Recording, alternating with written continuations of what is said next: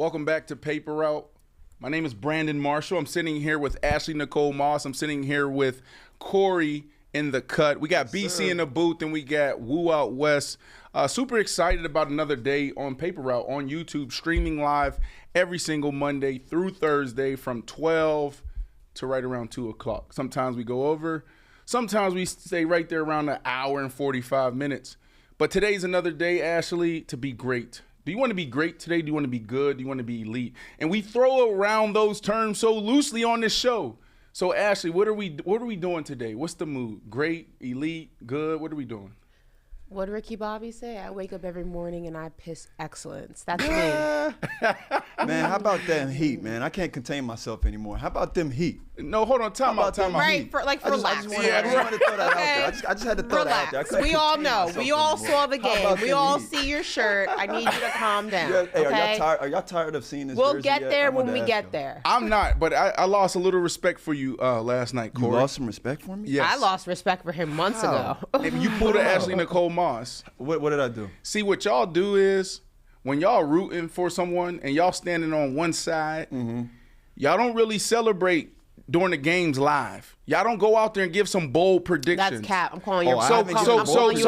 Corey, you go out there and you wait till after the game to post something. We seen the post. Oh, no, the Heat. Hold on, time out. If I remember correctly, I predicted them to go to the finals, so I don't know about that. But why you ain't take that same energy into Game 7? Why we had to wait till after Game 7 before we get a post? Do not let me in with Corey because I sat on this very set, Game 6, and I gave a whole, we not going down like that. This is New York basketball before hours before the game happens. So I stand 10 toes down. Corey, did it before. Corey was, let's call it what it was. It is what it was. Corey was shitting bricks. Okay, I was DMing him. I don't know. He was shitting bricks those last 3 games. He was like, "Oh hell no, this might not work out the way I want it to." Oh no.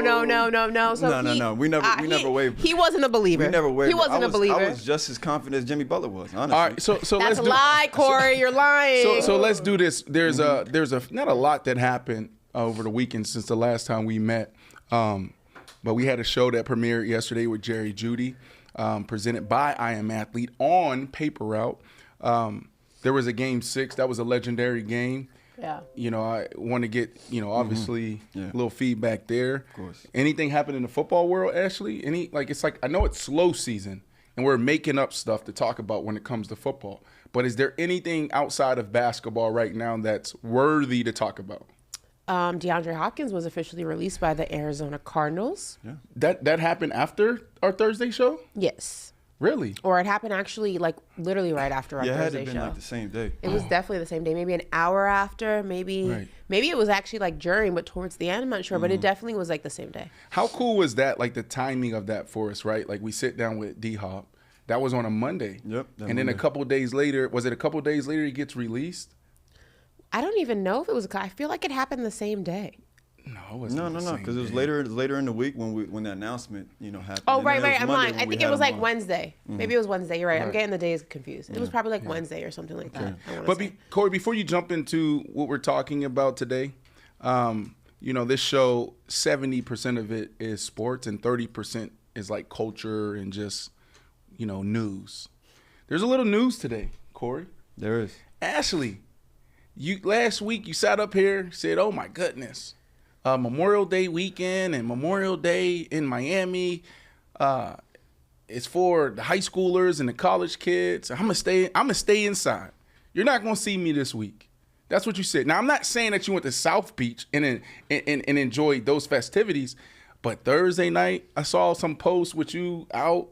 I don't know, you was at a nice restaurant, then Friday, then Saturday. It seemed like you had a lovely weekend this Memorial weekend down here in Miami. Tell us about it.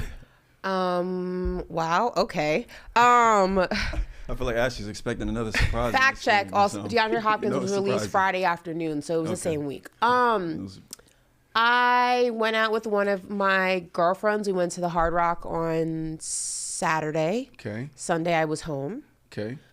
Friday I was home. Thursday night? Thursday I went to Zzz's for dinner. How was that? It was actually really good. It's one of my favorite restaurants. What did you get? A little bit of everything. There you and go. went out with a friend of mine. I can honestly say I've never heard of Zzz's. What kind of restaurant is that? It's a oh god, this is gonna sound so pretentious when I say this. Yeah. It is a members only. It's for bougie restaurant. Yeah, Zzz's. It's for Like bougie a mom rich and pop people. pizza shop or something? It's a members only restaurant members bar only. type thing. So That's why I haven't been there or heard of it, huh? I don't know. I don't know. What'd you do, Brandon? And then also, but like you have to at this place, right? Is it Major Food Group that's behind it? So Major Food Group has like Carbone. They have what's the other one they have? Contessa. They have a few They restaurants. have a bunch of restaurants. They're behind. Catch is coming. Major Food Group has Catch. Yes, I believe it's Catch. Do they have Sedell's as well? Is that? Yes, Sedell's is Major Food Group. So basically, Corey, it's for the bougie people. I am a big fan as well because I'm a little bougie. Like I go there all the time. It's my favorite restaurant as well. I love the toasted tuna, whatever they call it. That's my favorite. But you have to pay like $2,500 or $3,000 just to be a member, and then you go in and you have to also pay your bill, obviously, right? So I am bougie, but I am a little cheap right now. So I don't have a membership. What I do is I'll call some of my buddies, like even Nori. I'll be like, yo, can you make a reservation for me? So if you know a member, the member can make your reservation. Okay. So I recommend it, Corey. I know if you're dating right now, it'd be a perfect place to take your lady. Absolutely. That's what it sounded like. Right? Yeah. Is the food good, though? Is the food actually good? I love the food there. Okay. The food's actually very good. It's a very nice, intimate atmosphere. The room is only as big as maybe, I would say, 2 of these put together. So it's very small. There's an upstairs. Oh, they have outdoor seating, but the indoor restaurant is about this small, like plus very this cool. time too. It's really cool. I enjoy it. I like going there too because you can enjoy a nice meal, and depending on who you go there with, you don't have to worry about being seen. So that's always good. No, she ain't want to see she ain't want to see us in there because she said she wasn't doing anything. No, that's not true. And I was there with one of my friends Yeah. who plays for the Celtics, and I did not want him to be seen. Oh, who's this friend? In the mix of the war that is the Heat and the Celtics. Wow, that was a big like little. She dropped that on us. Yeah, that was a little bomb drop right there. Who's this friend? A little bit. It's a really good friend of mine. It wasn't a date, if that's what you're asking. That's fine. So if it's a friend, you can tell us. It was my friend Grant Williams. Oh, Grant. Okay. Yeah. Wow. What y'all talk about? Did he? What? Get out of my business. Did you tell Grant like, hey, going into Game 6 and 7? We actually did not talk about don't mess the with series Jimmy at all. We talked about a lot Jimmy. of different things. We did not talk about the series. How did he feel? Was he excited about this opportunity? Now we can get into basketball. Ashley got into basketball with the ZZs with Grant, my friend.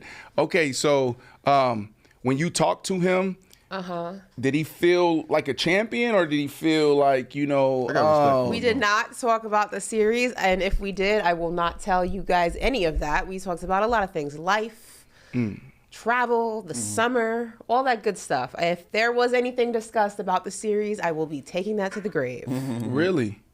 I don't. You don't think everybody, Miss Pamela, who rocks with us every single day, would want to hear your legendary It doesn't story? matter at this point because they lost, so we can move on. All right, well, let's talk about it then. All right, go ahead, Corey. Go have your moment, Corey. Absolutely. You get 10 seconds Absolutely. to do what you did what I last night. did? Show the people what you did last night. You're going to wait till the clock hits 0. Right. You said tell that when I waited to. Well, so look, let me take you guys back to Saturday. Saturday, the Celtics just ripped my heart out. I mean, it was one of the best finishes in NBA history. If you guys wasn't watching, it ended with Jimmy Butler getting the foul. He got fouled actually at the 3-point line and gave the Heat 3 shots. They were down 2, so with the third free throw, it took them, it put them in the lead. But what was crazy, which was controversial, was that Jimmy Butler was supposedly fouled with 2.5 seconds left. Then, once the ball's on the other end of the court, there's magically 3 seconds left. And of course, they ran a play for Marcus Smart, somebody who they weren't expecting to get to play. And he actually put up a good-looking shot, which I thought was going to be good. But then when it rimmed out, I was like, here we are. We're going to the finals. And then, of course, Derek White came in and just ripped the hearts of all of the Miami Heat fans in the arena and worldwide when he tipped it in. But it made for a great Game 7. I wouldn't say for maybe Celtics fans, but I'm for sorry. Heat fans, certainly. Let's backtrack for a second. like- Are you blaming that call for the reason you lost Game 6? Because if you why was 0.5 put back on the clock? if you actually goodness, read the Corey. 2-minute report that came out in the last 2 minutes of the game, there were 3 calls that were called in favor of Miami that were incorrectly called that should have been called in favor of Boston. So you guys got 3 opportunities to make it right, and you still lost. Don't blame that on the refs. I really want to know where the last 0.5. We're gonna ignore the 3 calls that went in your favor. But it happened. I know. Listen, that was the Miami Heat fans. Oh my goodness, look at Miami Heat Nation. Ashley tried to start a conspiracy theory before Game 7. Right? They're like, "Oh, this is the reason why we're going to lose." Right? But I want to talk a little bit about the game because it was a good thing that you guys was able to win Game 7, so we didn't have to deal with this whole conspiracy nonsense. Yeah. Jimmy Butler, did he not seem timid to you the first 3 quarters? I mean, and really the whole game. Yeah. It wasn't until what, the last 3 to 4 minutes or 5 to 6 minutes where he actually started acting like Jimmy Butler. Mm-hmm. That was interesting to me. Like he wasn't trying to shoot. It was very much remnant of Game 6 where it's like he wouldn't even look at the basket. It was a very weird Jimmy Butler. Like him and Bam just were constantly trying to deflect instead of attack. It was a very odd way because Jimmy is not like that at all. Right. But in Game 7, I agree with you. And for 3 quarters of it. No, I'm saying Game 6. No, Game 6, the whole game. Right, until the last couple of minutes. I'm counting it the whole game because the last 5 minutes means nothing to me. Right. But even in Game 7, it was remnant of that too. Like he was more interested in delegating than attacking, and Bam was the same way. He was taking shots, but they weren't great shots, and then he just would deflect the ball, and it was weird. Jimmy didn't turn it on until the 4th quarter, which is why I was surprised that Jimmy ended up winning the MVP. Eastern Conference MVP because I personally believe it should have went to Caleb Martin. They're not in that game without him. Right. He held it down for 3 quarters of basketball plus a 4th until Jimmy decided to wake up and start playing, the game. I mean, I understand the politics and behind getting it. I know people will say, well, you don't get to the playoffs if it's not Jimmy Butler. I agree with that, but I thought the award was for the MVP of the series, not the playoffs. But didn't Jimmy play pretty well the first 3 games, right? He did. He kind of disappeared the next 3. He played, statistically, he played really good game 1 and 2. Mm-hmm. Games 3 through 6, he did not play great statistically. And Game 7, it was the last part of the game, which is why I believe Caleb Martin he was the most consistent player the Miami Heat had this entire series. The fact that he didn't win that award, I get it, Jimmy Butler's the bigger name, but if we're talking about the Eastern Conference MVP, which is particular to this series, we're not talking about the playoffs as a whole. It's not the playoffs MVP, it's the ECF MVP. Right. Caleb Martin, in my opinion, 100% deserved that award. Mm-hmm. Listen, I don't want to argue with you, and I don't want to fight. And I'm just going to say this, and I'm probably not going to respond and get into a big debate with you guys. Mm-hmm. But I feel like this series proved my whole you don't need depth conversation. It actually did not prove your point. It actually contradicted your point. Oh shit! See, you just want to. No, but you can't say that with a straight face, Brandon. I can't listen. It the reason why I say that, contradicted your entire point. Think about this. Okay, go ahead. You would say that the Celtics have depth, right? They're number 2 team in the East all year. They're one of the best teams out there. So they're a complete team. And what you would say, your language would be that they have 2 superstars, right? I don't think that they have any superstars, but they have 2 guys that led the way for them being the number 2 seed in the East. You go into Game 7. The very first play, what happens? Your guy twists his ankle. It was the first play, right? Mm-hmm. He twists his ankle. If he doesn't twist his ankle, that game probably goes a different way. Now, I don't know if they win, but they'll probably be close. Mm-hmm. When you mess up an ankle, that you can't move. That's the worst thing that can happen to an athlete, right? Like if you can't use your feet. You understand? You seen Kobe Bryant hurt his arm and then he starts shooting with his left hand, right? Hurt something on his right side. Maybe it was his shoulder, his AC joint. Then he starts shooting with his left. Why did they get blown out so much if they are so good as a team and they have all this depth, right? And the reason why I said this series, and there's so many stories that I can use throughout these series and different games to prove my point. But what I was saying was, when you have two superstars, or you have two really good players or three really good players, and I was talking about the Suns at the time, it doesn't matter about anything else. Like, you got to go out there and do your job, whatever it takes. So I feel like this series and certainly Game 7 proved my whole theory around depth or no depth right. Am I wrong, Woo? I'm mixed on that. Are you not? I'm mixed on the conversation, to be honest with you, because I feel like in certain cases, Miami proves that the entire team is the depth. But then you have situations where the Warrior or like LeBron will just take over a game, single player. So it's like I'm kind of 50-50 on the conversation. We're not talking about, you both are wrong and you sound moronic. We're not talking about a game, okay? I completely understand that in a game, when we're talking about a singular game, yes, sometimes a LeBron James will go off for 55 points and that's all that you need. Nobody ever negated that. We're talking about a series. And to sit here and say that the Boston-Miami series proved to you that depth doesn't matter is completely and utterly egregiously wrong. If anything, it proved the complete opposite. Caleb Martin is a bench player who had a starting role because of circumstance. You have Gabe Vincent, who is a bench player. You have Kyle Lowry, who is a bench player. These are guys who are not Duncan Robinson. These are not guys who are superstars. If we're talking superstars, or stars rather, let's not even use the word superstar, Jimmy Butler and Bam Adebayo are the leaders of this team. Everybody else is a role player. So they completely and utterly contradicted your point. Gabe Vincent is the reason they won Game 7. I'm sorry. Caleb Martin is the reason they won Game 7. That is the definition of depth. When your superstar is not able, or your star, let's not use superstar, my bad, again. When your star or stars are not able to go ahead and produce a certain amount of points, who is the next man up? And where does that come from? It comes from your bench. That's exactly what this series was, and that's exactly how this unfolded. Okay, like I said, when I entered into my point, I didn't want to argue. I didn't want to debate with you. But you're wrong. You're wrong. But you're listen, so wrong. I'm not wrong. And I don't understand even what you just said. Think about this. I can't understand how you've seen multiple series go certain ways and you will die on this hill. It's not that I'm trying to down it. I'm trying so to thrive wrong. on it. Listen to me. Oh my Listen to me really quickly. Even to what you're saying, I guess you can. It depends on your perspective and how you see it. Because what I see is a Miami Heat team that nobody talked about all year. Nobody was afraid of the Miami Heat. Nobody picked the Miami Heat to be in this position. They were the 8th seed. They had a 3% chance of making it to the finals, right? But on the other end of the spectrum, you had the Boston Celtics. And there were so many people out there saying that this could be the year. Now, nobody was really standing on the mountaintop screaming the Boston Celtics are great. Nobody was doing that.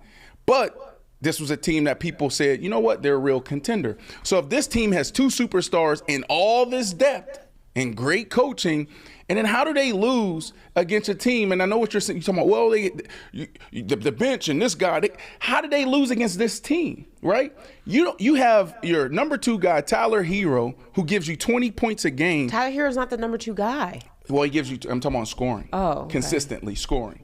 20 points a game, he's not there. And then you talked about other guys going down. But you mean to tell me that this team is that good that they can overcome? Literally hear what you just said. Oh, my goodness. Listen to what you just said. I hear you. You said Tyler Hero have goes. Depth. So I would say the Celtics have better depth. And they have better superstars, right? Why would you say they have better? What does better depth mean? What does that mean? You tell me. No, you said it. You tell me. What does better depth mean? What does that mean? I don't believe in depth. No, but what does better depth mean? Better depth to me means this.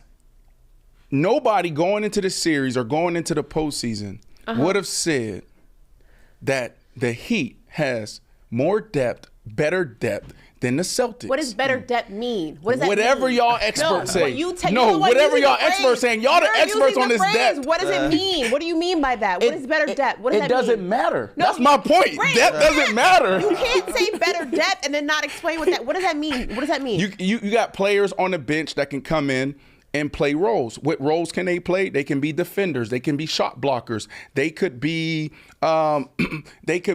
scorers. They could come in and shoot the ball. Like, they could be guys that can come in and play really good minutes. I know, but what does that mean? Better depth. That's the whole conversation. You mean more deep? Is that what you're saying when you say better depth? More players in rotation. Yeah, like what do you mean by that? Well, listen. Because Boston lost for 2 reasons.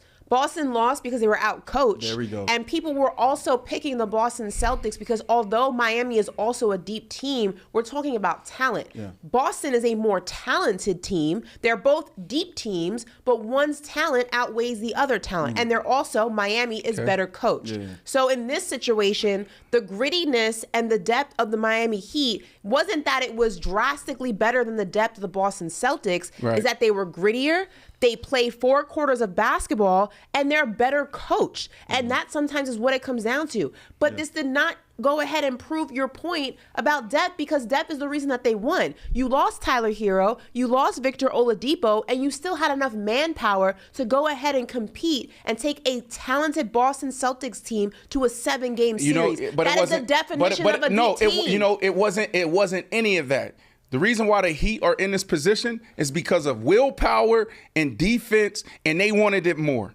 That's what it came down to. They played harder. They played harder. Yes, but they also had a scheme. They had a scheme. They had enough players in their rotation to go ahead and combat that. They lost 2 major parts of their offense. We're talking about a team who had bench players that were putting up 20-plus points a game. That is a huge factor when we're talking about a deep team. That is the definition of depth. That's why the Suns couldn't win. Hold on, time out. Let me get in this chat. Christy O, I appreciate you so much for joining our show every single day.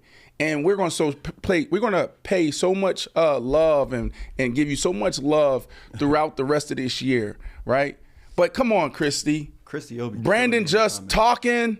Ball isn't really his forte, but he's trying. Christy, can we please get some type of feature, some type of software where our fans, I want to talk to them.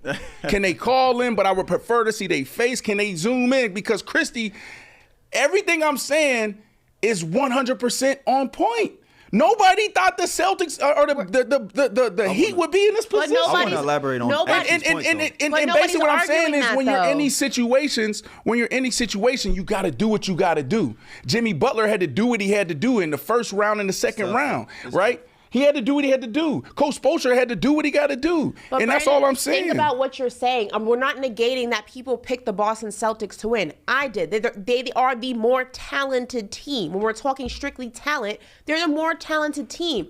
But what you just said is Jimmy Butler did what he had to do. But Jimmy Butler didn't do what he had to do in Game 6. He didn't do what he had to do in most of Game 7. The reason that they were able to combat that is because it was next man up. So it's not about, people didn't pick the Miami Heat to win. We're not negating that. But Miami is a deep team. Let's agree to disagree. This depth thing. You're 50% right, I'm 50% You're not right at all. You're not making any sense. See, that's the problem in relationships. Oh, my God. See, in relationships, if you want to get through... Woo looking at me. I be looking at Woo like... Woo. I want to... So, I get your depth argument. It's not an argument. It's like a proven fact. It's just the reality of the situation. No, it's not no reality. Stop this. Right? Because the Heat was the work. I think you proved your point with the Heat, right? Because the Heat was paper. They were the better depth team. Right, no, but Boston was the better team on paper. Say it. Say depth. Say it. Because they were more talented. And we're not talking about depth. Go ahead, though. We had Boston. to take depth out of it. What do you think? I think the Heat actually beat the team that had the better depth? You have the answer. Okay, again, what do you guys keep saying by better depth? You give us your definition. Listen, We're just talking. Better depth doesn't make sense. You guys are talking the more talented team. Is that what you mean when you say better depth? Okay, Boston lost because they were out coached. Eric Spoelstra is a better coach. Yeah. And they also That's not true. also lost because their 2 stars for a lot of those games were inconsistent. They lost because of inconsistent play. There's a multitude of reasons why they lost. This is what happened. No, I know you're trying to get there. Let me just say this point just to do what I said I wasn't going to do against Ashley. But Tatum came out after game 3, and because everybody was on his coach's head, and he said, it ain't the coach. He ain't missing the shots. I am. Mm-hmm. So I just don't believe it was just you can say he was just out coached. I think there were two displays of phenomenal coaching. I didn't say that they lost only because of coaching, but they were out coached. In multiple games, the Boston Celtics were out.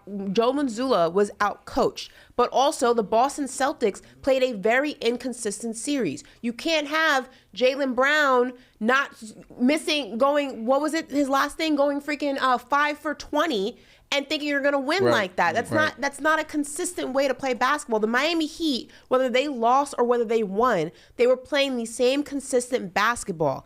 And sometimes that works in your favor, and sometimes it does not. But they were a consistent team. They stayed the course. They stayed in the scheme that works for them. That is all coaching. Mm-hmm. That's Eric Spoelstra. Okay. Yeah. And also, their bench players came to play. We'll disagree to disagree. You're 50% right. I'm 50% right. You ready?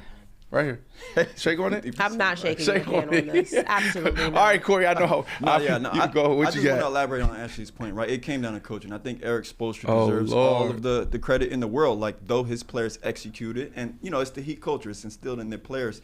It was the Heat putting the Celtics into bad positions, right? They forced them into their weaknesses, and that was the reality.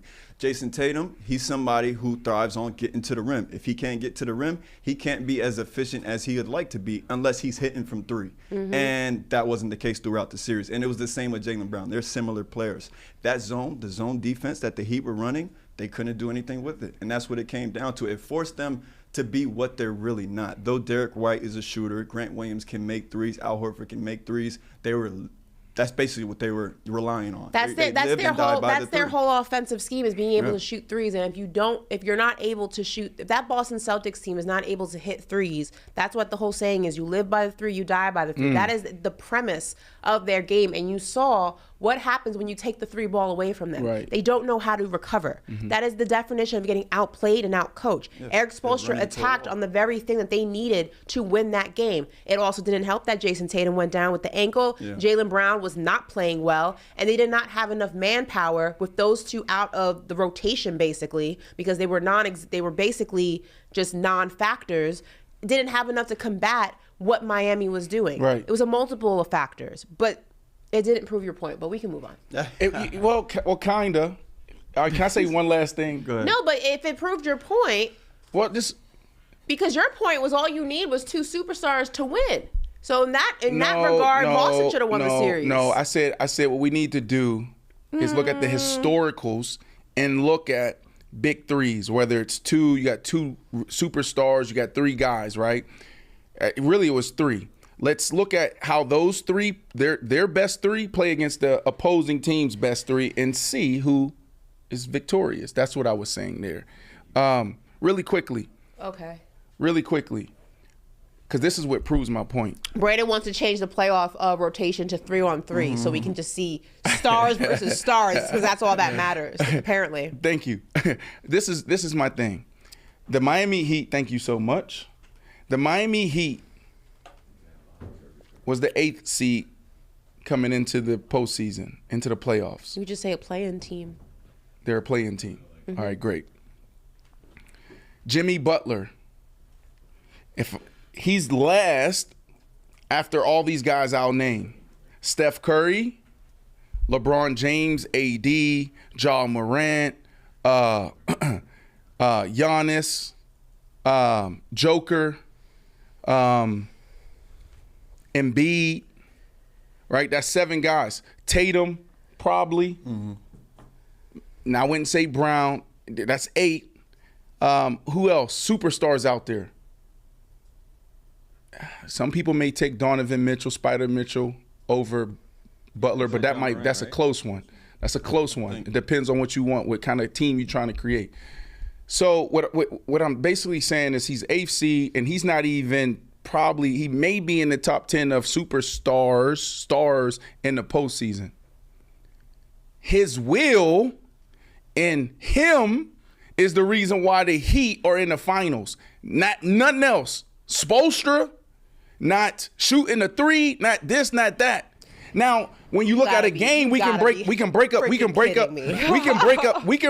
the game into pieces. Right? You can do a great job of that. Look at defense, this right here, shot 3-point percentage. Oh, they missed too many free throws. This team was out rebound. This bum referee called some bad calls. But at the end of the day, Jimmy Butler was the reason why the Heat had a successful, phenomenal playoff run.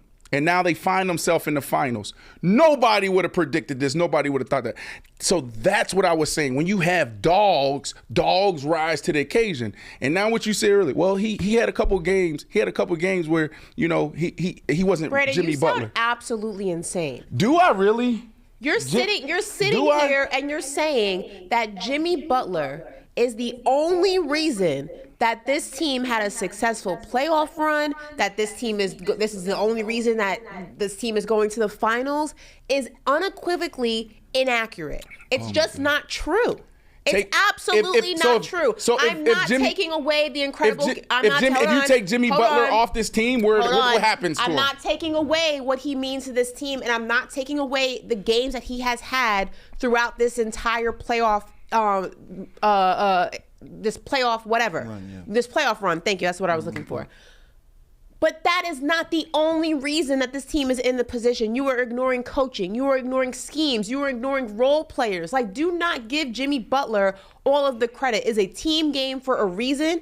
It is a team sport for a reason. Man. And every single guy on that court, some more than others, Caleb Martin, Gabe Vincent before he went down with his ankle situation, Bam Adebayo in some opportunities when it came defensively, at least on the boards. Eric Spoelstra not backing down when his team was going on the verge of losing in the most historic fashion.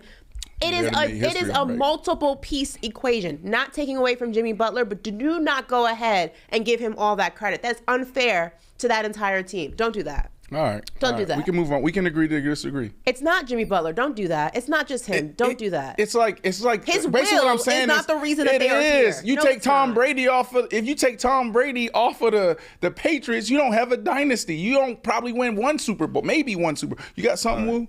I just want to read this quote. Luck is what happens when preparation meets opportunity. And what I'm trying to get at is I just think it's a factor of many things, right? Like you have to prepare with the coaches, the planning, but then I also feel as though it does take a little bit of luck. I knew that already. That's Phil Jackson said winning a championship is 50% luck and 50% health. That's not a surprise. Like the best teams will lose because they're unhealthy. And a lot of things have to go right for you to go ahead and win. But what I'm simply saying is to give Jimmy Butler all of the credit and to put it on something like his will. That's right. It's just right. I find egregiously disrespectful to that entire team. No, it's not. You take LeBron off of his championship teams. What happened? You take MJ off of the Bulls. What happened? It's respect. Of course, people play their roles. That's all I'm saying. And Ashley, look at this smoothie that I got, and hopefully people can read that. Can you read that? No, they can't read it. It says, just being you is the flex, the paper route show. Nice smoothie. That's the flex. Can we move on now? Can we move on now? Let's move on. Let's move on to another trend. Why you feel so bothered? Because you ignore, it's just crazy to me how you ignore team sports, man. And the premise of it. You really sat here and said that Jimmy Butler's the reason they're in the finals? If you take Jimmy Butler off, Ashley, they're not in the finals. I'm not taking away. Are they even in the playoffs? I'm not taking away that he is a big. I would literally give him 50%, but you're going to give him the whole thing. I'm not. You're not listening to me. I ain't say. Oh, he's the only. Well, you did say that. Well, basically, what I take him off. Are they in the same? No, he said that after the fact, Corey. I did. Don't give him a lifeline. Basically, what I'm saying with this bold statement is Jimmy Butler is so valuable to this team that if you take him off, they go from being in the finals to not even being in the play-in. That's all I'm trying to communicate. That's what I'm trying to communicate. That's right. There's a lot of teams like that, That's Brandon. what I'm trying to communicate. But that's like Captain Obvious. Everyone knows that. No, that's not Captain Obvious. It's kind of Captain Obvious. Because what you were saying is, the team and all this other stuff. No, you not giving Jimmy Butler enough credit. They need each other, Brandon. They need each other. Jimmy Butler can go out there and win it by himself. Of course. Actually, we'll see him Thursday. We just can't see eye to eye on this. I can't. In the NBA Finals, can't wait to watch it. Let's move on though. Another trending story from over the weekend, if you haven't been following, the NBA is investigating referee Eric Lewis. It is alleged that he had a burner account, which he was using to kind of, and I'm going to ask you guys, maybe defend himself or, sway people's thoughts in this direction, maybe when there were some controversial calls in certain games. Eric Lewis, he's an official. He refereed 1,098 regular season games and 82 playoff games in this season. But yeah, we had a couple players actually reacting to the situation. We got a tweet from LeBron. He was just like, yeah, is this actually happening right now? And then, of course, it's been on segments just really all over ESPN and all over the sports world. And I know we have some screenshots from the actual burner account, so let's take a look at that, right? So which one's the burner account? The burner account is Blair Cutcliffe. Cutcliffe? So, yeah, Blair Cutcliffe was the name of the burner account. That's a lame burner account name. Yeah, it's a little weird. But you got here, somebody who's just pointing out basically the disparity in free throw attempts, and here he is defending himself. I can't argue that. I would have to look at the fouls all based on jump shots versus drives, et cetera, et cetera. We got a couple more screenshots. Let's go to the next one. Here he is. This person's talking about the Lakers, down 0-3, but we discovered a lot about counter adjustments tonight. Darvin Ham, blah, blah, blah. And then you got one where, anything that was related to Eric Lewis, he was replying to basically. They need to investigate how you make false accusations. That's Blair Cutcliffe. And then you have some more, right? Even more. Then you got Eric Lewis with a 54-29 record. Smells like corruption. This fan here, I did some research. I can't really tell what those screenshots say, but in here Blair Cutcliffe is again. So what are they saying? What's happening? So basically, they want to know, is Blair Cutcliffe, because he's also a big Celtics fan, right? So he's also been defending himself a lot in the games that he's refereeing against the Celtics. So they want to know, is this just a burner count? Is this him being fun with it, or is this actually some corruption here involved? It looks like a lot of fun to me. Yeah, it just looks like he's defending himself. Right. Like I don't know. I'm trying to figure out where they got corruption from that. Like it's not like he's talking about, oh, the Celtics are going to win tonight and the Celtics win tonight. Like that would be okay. Yeah, what the hell? Like, but it doesn't look like that. It just looks like he's arguing to defend himself. So I'm confused on what we're looking for, what I'm supposed to be looking at. Like if someone could point me in the right direction. Basically what he's saying is y'all fans out there need to shut the hell up, right? And y'all don't know what y'all talking about. That's basically what he's saying. It's like, oh, the Lakers are down 0-3, can we still blame the refs, right? Is this the refs' fault, right? Because they were talking about the Lakers and the disparity in fouls there. But it seems like he's just defending himself, like Ashley said. I think this is all fun.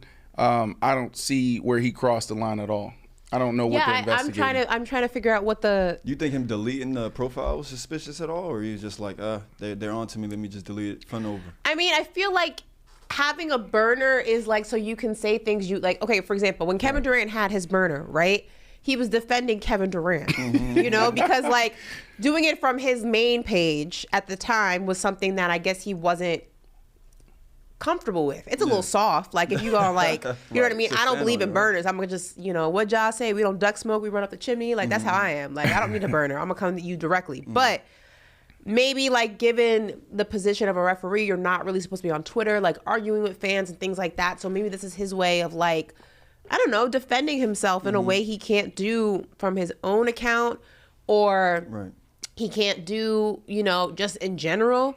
But I was expecting to see like game predictions and like Celtics win 90 and then like if the Celtics won 90, like that's what I was expecting. Or Jason Tatum's gonna get 3 fouls, or Jimmy Butler's gonna foul out of this game and then Jimmy Butler fouls out of the game. Like that would be suspect. But this just looks like he just wants people to stop like coming at him. I don't know. I don't understand what the. I wanted to get your guys' opinion. I don't get what the thing is. What needs to be investigated. Yeah, right. No, nothing here. Nothing here to report, guys. The fact that he has a referee having fun. The fact that a referee has a burner account is like wild.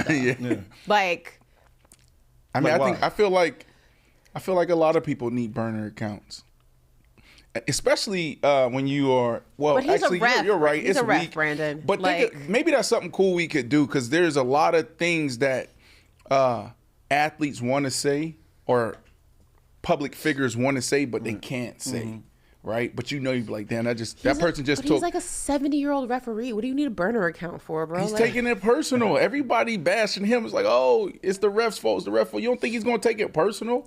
I will say though that maybe it's not the burner account itself. It's what may lie behind it. So what I mean by that is, like, if he has a burner account doing whatever it is that they think this means, what else does he have? Does he have a DraftKings account? Does he have a FanDuel account? Does he, is he like, in Reddit forums, like leaking, like, you know what I'm saying? Maybe like, how deep does it go? So maybe that I could understand why they maybe investigating it to see how deep the rabbit hole is. But if it were simply just this, I don't think that's a big deal. But if they're thinking like bigger picture, then I can understand that. Hey, this seems like the Heat fans behind this.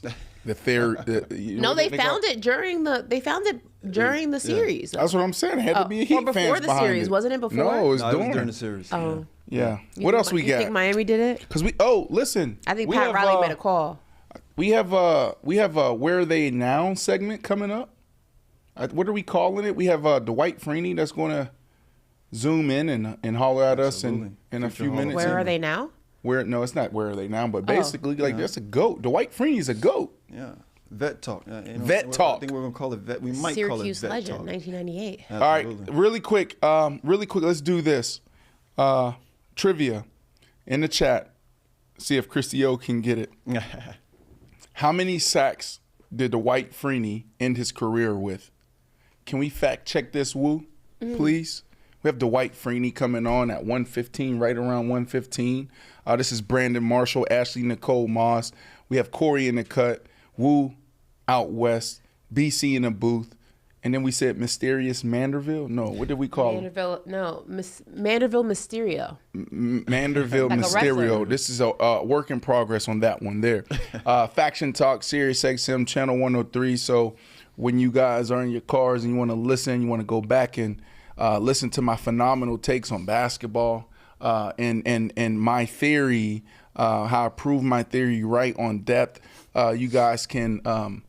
anywhere you get your podcast, listen to your podcast, you can hear us. But we're partners with Sirius XM. So what is it? How many? Did anybody get it in the chat? Everybody got Google nowadays. Everybody cheating. 147, 120, 120. We got some different 125 numbers.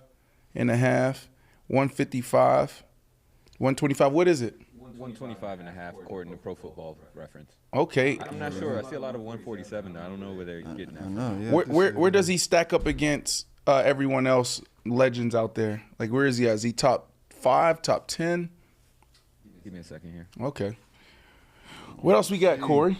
So, what else happened over the weekend? The 76ers, they hired Nick Nurse as their new head coach. Nick Nurse previously comes from the Raptors. He won a championship with them in 2019, and he also won Coach of the Year award in 2020.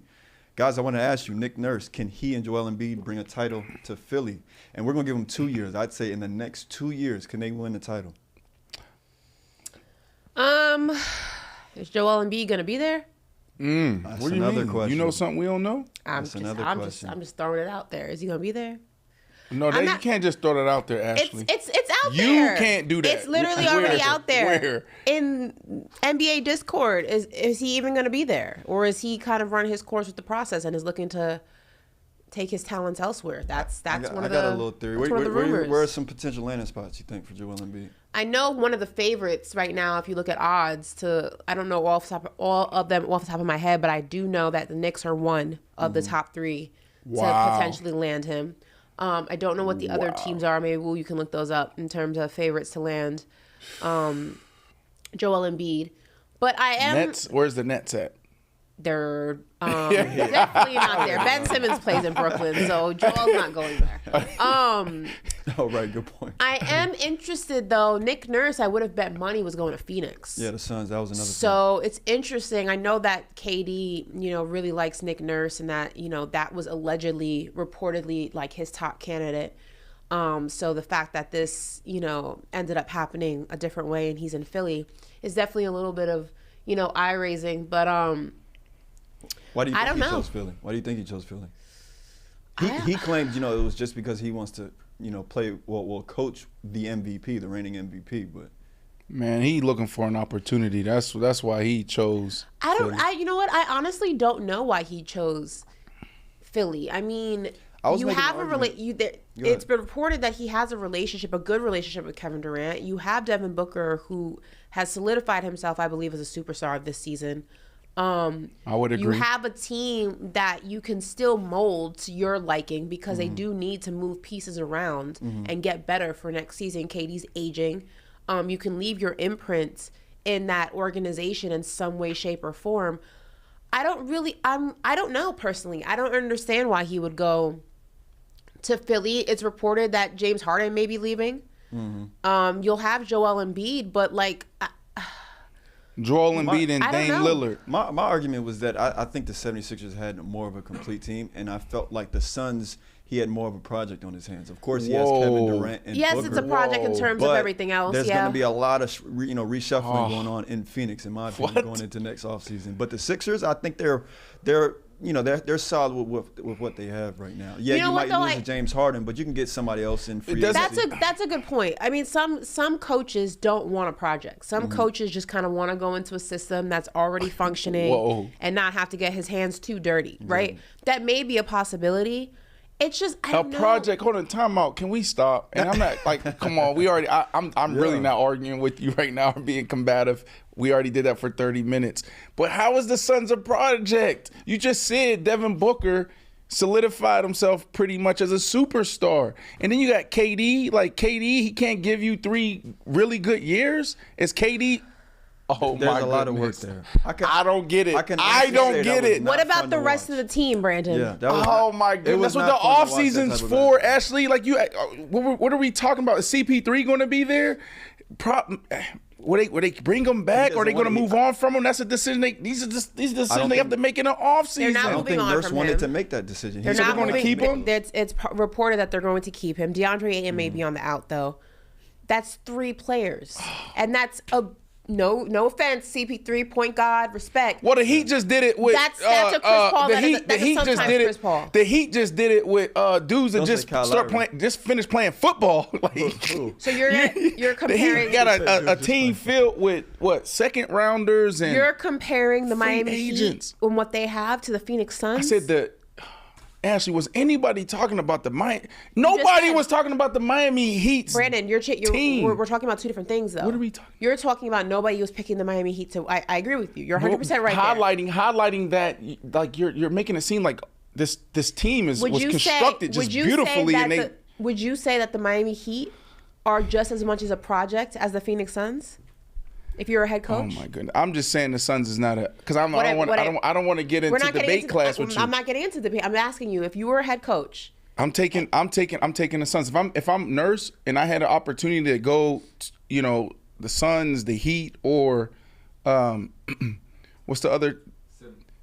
The 76ers with Embiid. I'm going with Devin Booker and KD. So you don't mind a project? That's not a project. You got an offseason to get your team right and to build it the way you know what I'm saying that you see fit. That's a project. But you're doing the same thing. You're doing the same thing in Philly. Not really, because even that much work.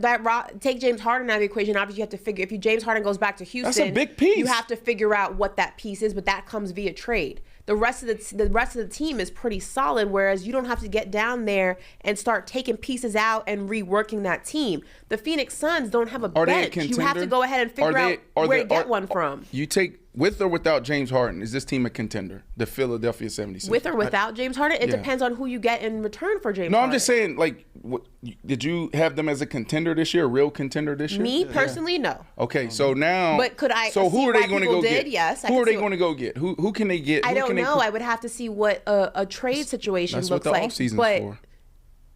That's what I'm saying. That's the offseason. Y'all make it seem like it's hard to. You make it seem like it's hard to go build a team in the offseason. I mean, it is if you're over the cap, right? And you don't have money to spend. But that's not the situation for these teams. Pretty much everybody got to be creative in the offseason and try to figure out how to get better. That's the job in the offseason. Nobody stays the same. Whoever wins the finals this year, they're not going to go into the offseason and say, we're set. We're not going to make any moves. No, they got guys that's coming. They got guys that's going. They're going to try to get creative and Not in all departments, not just on the court. They're going to be looking at management. They're going to be looking at coaching. Everybody's trying to get better. Nobody goes in the offseason staying the same. Hey, listen, speaking of management, we actually have some breaking news. I do. JP just sent this to me. Bob Myers, general manager and franchise's president, stepping down this offseason. So, I mean, he's responsible for building a lot, those championship Warriors teams. So what are you guys' thoughts on that? Astrodamus? You can go first, Brandon. I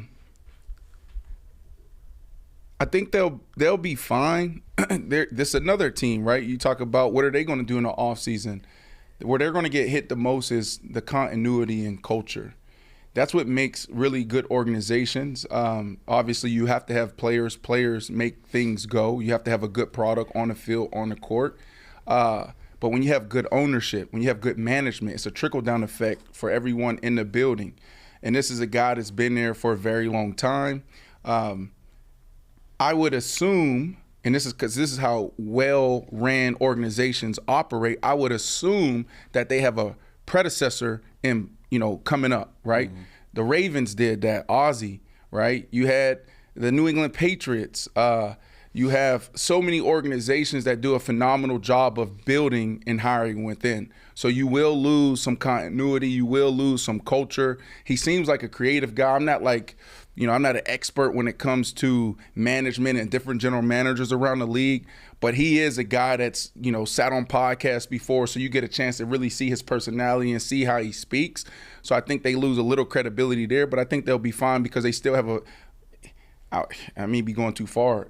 Kerr's a Hall of Fame coach. They have a phenomenal coach, and they have a phenomenal player in Steph Curry. So, it's a little concerning, a little eyebrow raising. The Warriors for a while have said that the championship window is not closing as long as you have Steph Curry, and he's playing fantastic basketball. So I agree with that, but it is interesting. He's a really great GM.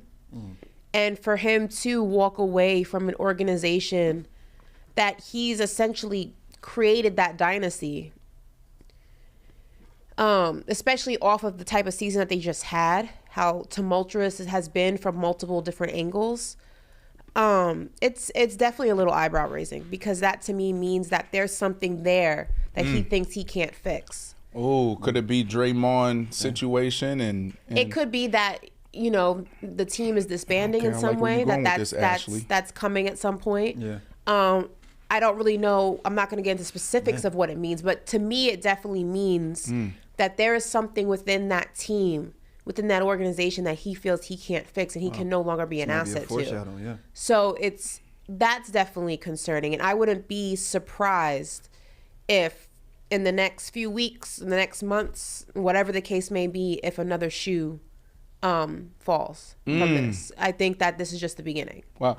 This team's I feel like they realize that this team can no longer work the way that it was constructed to work. Jordan Poole and Draymond cannot coexist. Wow. I don't think Clay is going to be moved. I don't think Steph's going to be moved, obviously. Right. But Draymond and Jordan cannot exist with each other, and someone's going to go. So that's kind of where I'm leaning towards. Can you see Steph in another uniform? You think that will ever happen? Will we I ever personally see, can't know. So. Will we ever see Steph in another uniform? I personally don't think so, no. Okay. Draymond to the Lakers? Draymond wants to play with LeBron. I'm sure Draymond wants to do a lot of things with LeBron. All right, moving on. We're going to talk football. And, at the top of the show, you heard us mention it, but last week, Arizona Cardinals released former All-Pro wide receiver DeAndre Hopkins after not being able to find a trade partner. So Jeremy Fowler, he was on ESPN and spoke about, the situation that DeAndre Hopkins finds himself in, and he mentioned that there's an arms race really between the Chiefs and the Bills to land DeAndre Hopkins. And we have a little clip there, where he's discussing the situation. Let's take a look at it. With all of this conversation about Hopkins, where do you think he ends up next? Well, my money would still be on the Bills or the Chiefs working something out. They just don't have a lot of money in the cap space. And, the Chiefs, the concern is they just gave Donovan Smith on free agency some real money to play left tackle. So that drained some of their resources. I don't know if they can quite pull it off they do believe Kadarius Toney can be a number 1 type receiver. So I don't get the sense they're overly desperate to make this happen, but there's certainly some interest. And when you talk to other NFL teams, they believe the Bills are a threat here and have been for a while. So I still suspect that you have 2 contenders in the AFC that are sort of trying to combat each other, make sure one doesn't get Hopkins over the other. So that's a little bit of an arms race. All right, so what it looks like is that there's 2, potential suitors for DeAndre Hopkins, Bills and Chiefs. Which one do you think makes the most sense, Brandon? And who do you think needs D-Hop more? I think it's more than 2. D-Hop is in a phenomenal position right now. He should be super excited. He really can put himself in position to be on a really good team, potentially find himself making money. The money's good money. I don't think he's going to get, top tier money. I think the number 1 receiver this year from a paid standpoint is bringing in $30 million. Then you have 29 and 28. I don't think he'll be there. You think he gets more or less than OBJ? I think he gets more than OBJ. And that came out last week as well. That's what was slowing up the process with them trading him, is because they were looking at the OBJ deal and they have him right around there. And it's like, well, damn, if OBJ's making what, is it 18 million? 18, yeah. If he's making 18 million, then D-Hop certainly will get more of that. I mean, be north of that, right? Just had rocky past 2 years, but he's been more active and more productive. I think there's more teams that will be in the D-Hop sweepstakes. The Buffalo Bills need D-Hop. They need a little bit more juice. I love Josh Allen, I love Steph, but they need a little bit more juice on offense. And they also, when you look at the defensive side, they don't really have no pop over there, right? And D-Hop gives you, if you're not going to add a playmaker on that side, then you got to just go all in and double down on the offensive side, right? So you just need some guys that can make more plays. Do I believe in their philosophy on the defensive side? Yes. Remember this head coach, McDermott, he was a defensive I wouldn't put in a guru. I'm not going to do that. But he had solid defenses year after year after year. He's a solid defensive coordinator. So I think they're going to be fine, and I'm saying that because they lost Leslie Frazier. So they're the team that needs him. Now, if the Chiefs get him, Ashley, you look at Ashley's face. You know what time it is. Oh, it's a wrap. It's a wrap. It's a wrap. Big wrap. D-Hop and Patrick Mahomes, and guess what they have? Because I think they said they don't have the money because they just paid their left tackle. That's what Fowler just said. Ashley, Patrick Mahomes, remember now he's saying it ain't all about the money. Obviously I want to make my worth and I know my value, but it's also about winning championships. He just said that. So that tells you, if he's saying that publicly, that there's talks internally that they're probably working something out. I don't know how much money they can open up to go get a D-Hop, but you can reconstruct his deal or give him a new deal, and that can open up an opportunity for D-Hop to come in. And I think if I'm D-Hop, I'm going to be honest with you. If a team is out there willing to give me 22, 25, and I don't even know what his market is. Hell, it could be 30 million. I'll take $3 to $4, maybe even $5 million less to go play with Patrick Mahomes. And here's why. He's going to make that money up off the field. You go out there and you have a legendary run with Patrick Mahomes, find yourself in the Super Bowl. You know what that does for your brand and your business? And he's going to get one of these things. Right. I mean, this is not one of those things, but, one of those things. We get the reference. You get the reference. Yeah. No, oh, my goodness. If we see him on the Chiefs, I was having this conversation with one of our producers earlier, right? Like, if he goes to the Chiefs, now, Brandon, because right now you can argue that Travis Kelce's, Patrick Mahomes' number 1 option, but I feel like they need a number 1 receiver on the outside. Don't you think that they need a number 1 receiver? They absolutely need that. It's just help. It's going to make it easier for everyone. Yeah.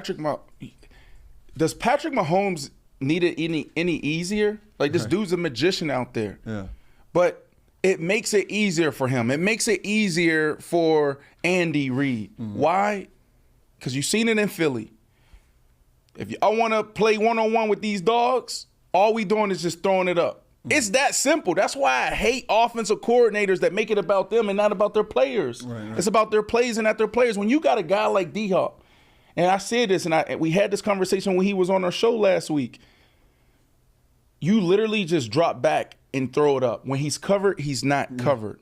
So it makes his job easier. And then what happens, you got to double those guys. And now you got Travis Kelce.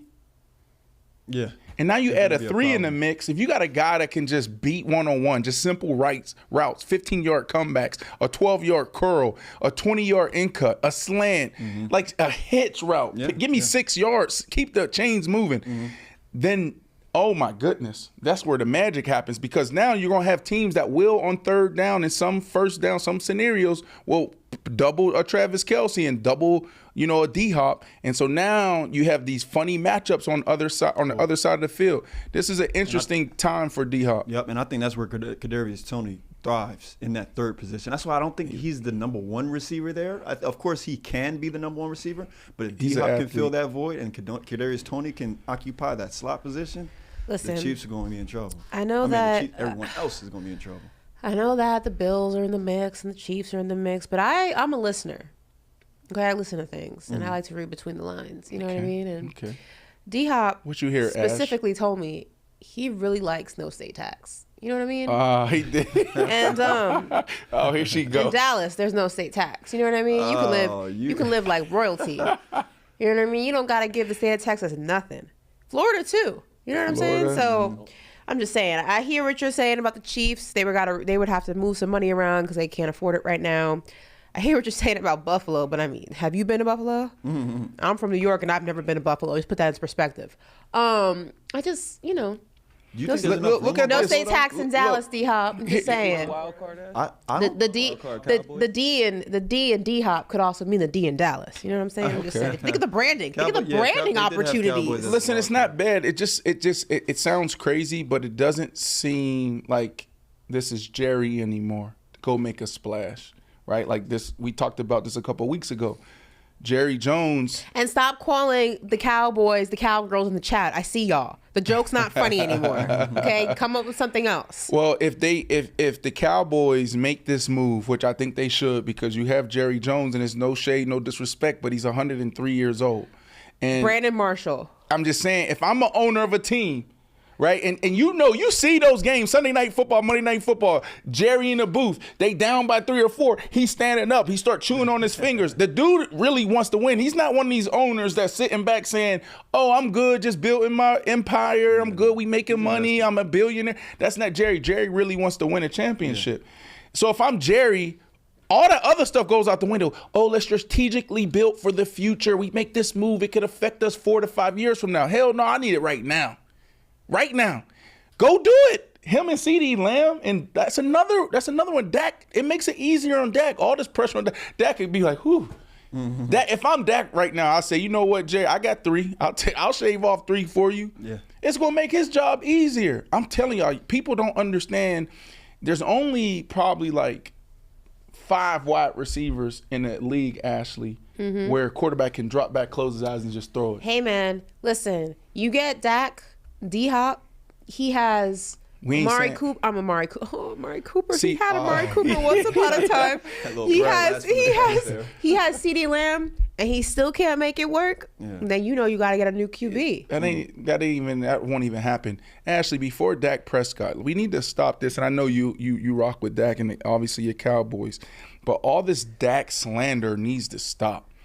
Just a year and a half, 2 years ago, the dude's offense was averaging 500 yards on the ground. Yeah. The number 2 offense wasn't even close.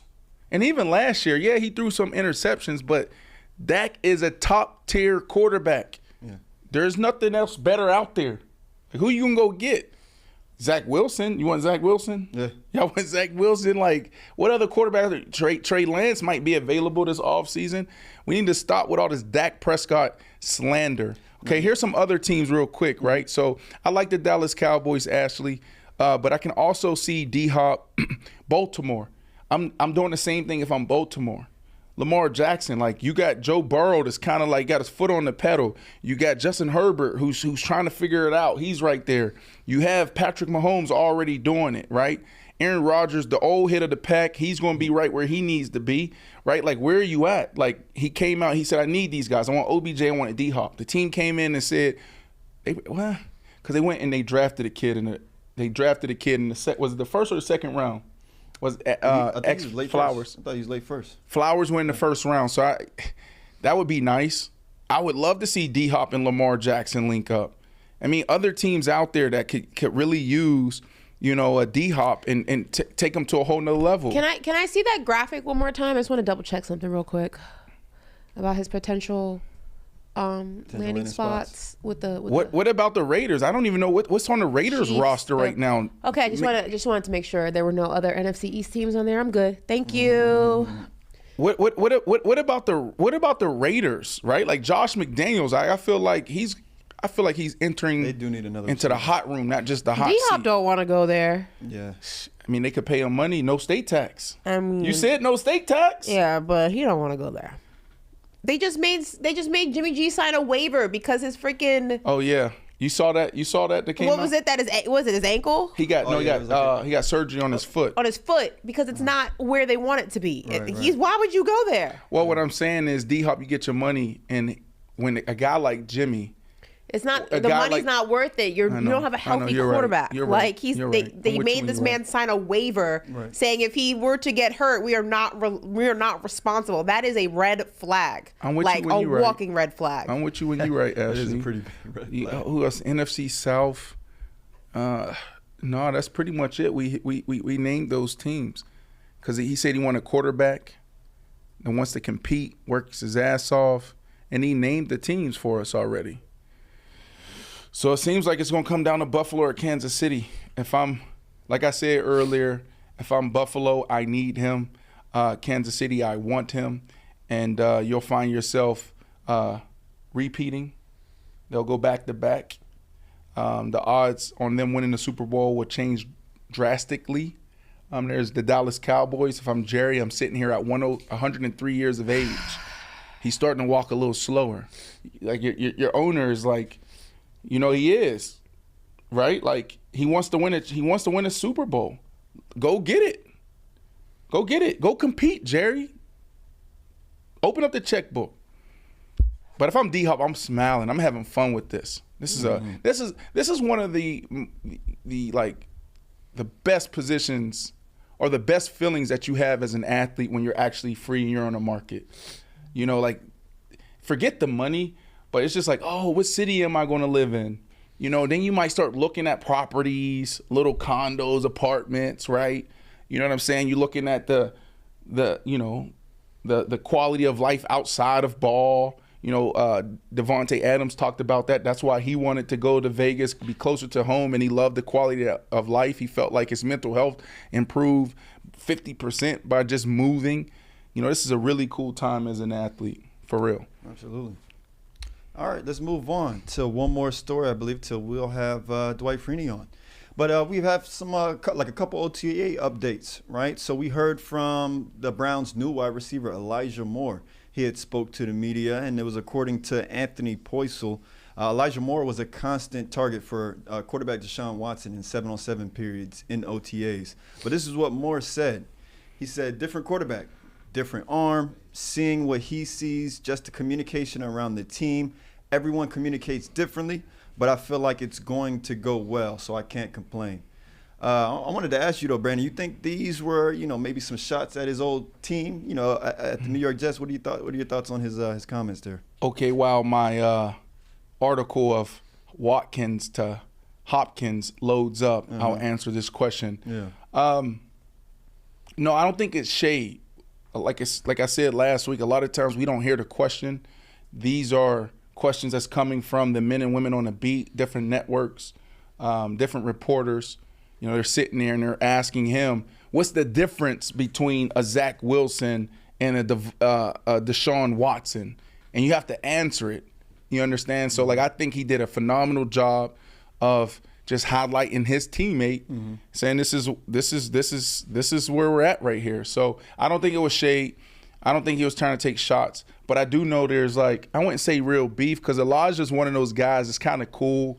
When I talked to him last year, when he was going through, I tried to be just a sounding board. I actually talked to the team as well, the Jets, like, what the hell are we doing? Because I disagreed with the Jets, right? I disagreed on how they were treating him. Like, what receiver would be okay with getting not zero catches, zero targets. Right. He went like 3-4 games in a row. So I called the Jets and I'm like, I don't understand all this slander. I don't even understand how y'all even approaching this kid this way, but I totally disagree and I don't rock with that. Right? And I said it publicly as inside the NFL. And when I was talking to him, he definitely was down, but he was like, you know what? God don't make no mistakes. You know, God got me. He's a real positive dude. He's almost like an earthy type dude. I like Elijah a lot. So I don't see him. I feel like it's water under the bridge. If anything, it's a chip on the shoulder to go harder when he's practicing right now in the off season. I think he wants to go out there and prove that, you know, he's a top tier receiver because I think he is. Elijah Moore is like that. Yeah, he is. I don't know what the hell happened with the Jets. Yeah, because he was doing his thing at Ole Miss, right? I thought he was going to have a great rookie campaign. I mean, his rookie year, he showed you how good he could be. But again, like you as a receiver, you're like everything is in the hands of your quarterback. It is. Yes, a lot of things are out of your control as a receiver. That's a good point you make there. Ashley, did you have anything to say about this one? He was probably the scapegoat for Zach Wilson. Not surprised by that. Defend the quarterback, protect the quarterback at any cost. In terms of the Browns, I think they're cursed, so I don't really think it's going to matter. Yeah. And that's all I have to say about that. So. Yeah. What are your predictions of this offense? What do you think they're going to do next year? Well, hold on one second. Let me go here. Deshaun Watson would love to have former teammate DeAndre Hopkins join him in Cleveland. Quarterback Deshaun Watson said Tuesday, Ashley, that he would love to play with former Texans teammate and recently released Cardinals receiver D-Hop. Again, here's what we need to know. We don't need to get into that discussion. Can you see this happening, Ashley? Can you see the Cleveland Browns going out there and getting into the D-Hop sweepstakes? No. Next question.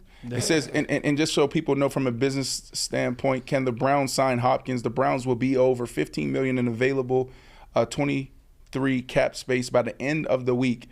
The release of safety John Johnson in March was designated to post-cut, blah, blah, blah, blah, blah, stuff that we don't need to know. Now, that'd be cool. I guess another person in the media asked him if that question and put him in position. D-Hop named his top 5 quarterbacks he'd want to play with, and his name wasn't mentioned. So maybe it's a one-sided thing. Yeah, that's interesting, right? Because that's where D-Hop Ashley be reading between the lines. You be his listening. You are a good listener, Ashley. I'm a really good listener. Right. That's why I know I'm a journalist. Thought he would have included him. Now that he didn't. I specifically remember that list, and his name was not anywhere on it. So wow. Yeah, he definitely wasn't. You're a listener? You say you're a really good listener? I mean, yeah. Okay. What's my favorite coffee? What's your favorite coffee? How does that have to do anything with listening? Coffee. Well, because I told you what it was. I told you. I want to see. You like black coffee. Okay. No, I put the creamer on. Remember, I tried to make you one on the show. This? Yeah, that's what I'm rocking right now. Not that specifically one. It is black, but remember, I put the ice in it. Got to be chilled. You put the little International Delight in it. Because you listen to everybody else. You just don't listen to me. I listen. I have to filter. Because you say a lot of things, so I have to filter. It's like a filing cabinet, like important, not important, semi-important. Get that out of your head. Doesn't really matter. So it's it takes a lot of filing work when I listen to you. Did you? Whereas most people, it's just one and done. Did you hear what I said earlier when I said we gonna do some vet talk, catch up? Where are they now? Did I tell you? Did you listen? I didn't know that we landed on that topic name, but we haven't. Oh, okay. I think the team has because I put out. I forget what I put out, and then JP and Corey said vet talk. That's what y'all ran with. I'm fine with that. That's cool. I just want to catch up with our guys. Do you know who I said? Do you remember? Because you said you got great memory. Who? Mm-hmm. You don't remember? I do remember. Dwight Freeney. I know. You remember how legend, 1998. You know how many sacks he had? Let's see if you remember that. I'm putting him on the spot. No. How many sacks did he have? I thought that we left that to the chat. We were going to go ahead and see if anyone got it right. I don't want to ruin it. A couple people did. It was 125 and a half. Did anybody get it right? There was a bunch of people that got it right, but I'm sure 98% of them used Google. Yeah, right. Real quick. By the way, I wanted to. Didn't we use Google to fact check it though? Yeah, but I'm trying to see. their knowledge. I want to see if they're history buffs, if they get it. It's like, boom, who holds the record for the most receptions in the game, Ashley? Okay. Corey, who holds the receptions? Who holds the record? Oh, that was a legitimate question. Yeah. Yeah, who? I don't know. Oh, I do know. Who? It used to be 18 catches. Mm-hmm. Don't be looking over there. I'm not. There's nothing. I can't. It used to be 18 catches. All right. I'm gonna go for a very long time, and then someone tied it, DeAndre Hopkins? And then they came and they broke it a couple weeks DeAndre later. Hopkins. It wasn't D-Hop, but he was close. I think D-Hop may have had a 15 catch game out there, maybe a 2 or 3. So who broke it? I don't know. You want to fact? Can we fact check the record? Is Dwight Freeney? Is he ready?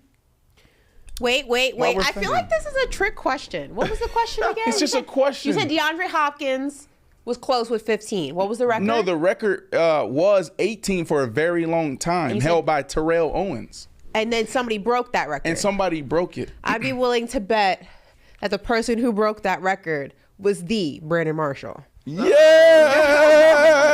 You was looking at the chat. No, I didn't. Somebody said, told you. Nobody told me. It said Larry Fitzgerald, so like I knew, but I just figured. You think that's why T.O.'s hot with me? What was your number? 21? You think deep down he's what was really the number? 21? It was 21. Shattered. And Terrell Owens is 20. Oh, it was 20. Oh, he had. No, you're 21. Oh, I said 18. I didn't know he had a 20 catch game. Yeah, he had it was 20. Well, damn. Maybe that's why he hates you. He did it on Jerry Day too. That's probably why he hates you. You think so? Like deep down, it's like that and other reasons, but it's probably in the mix.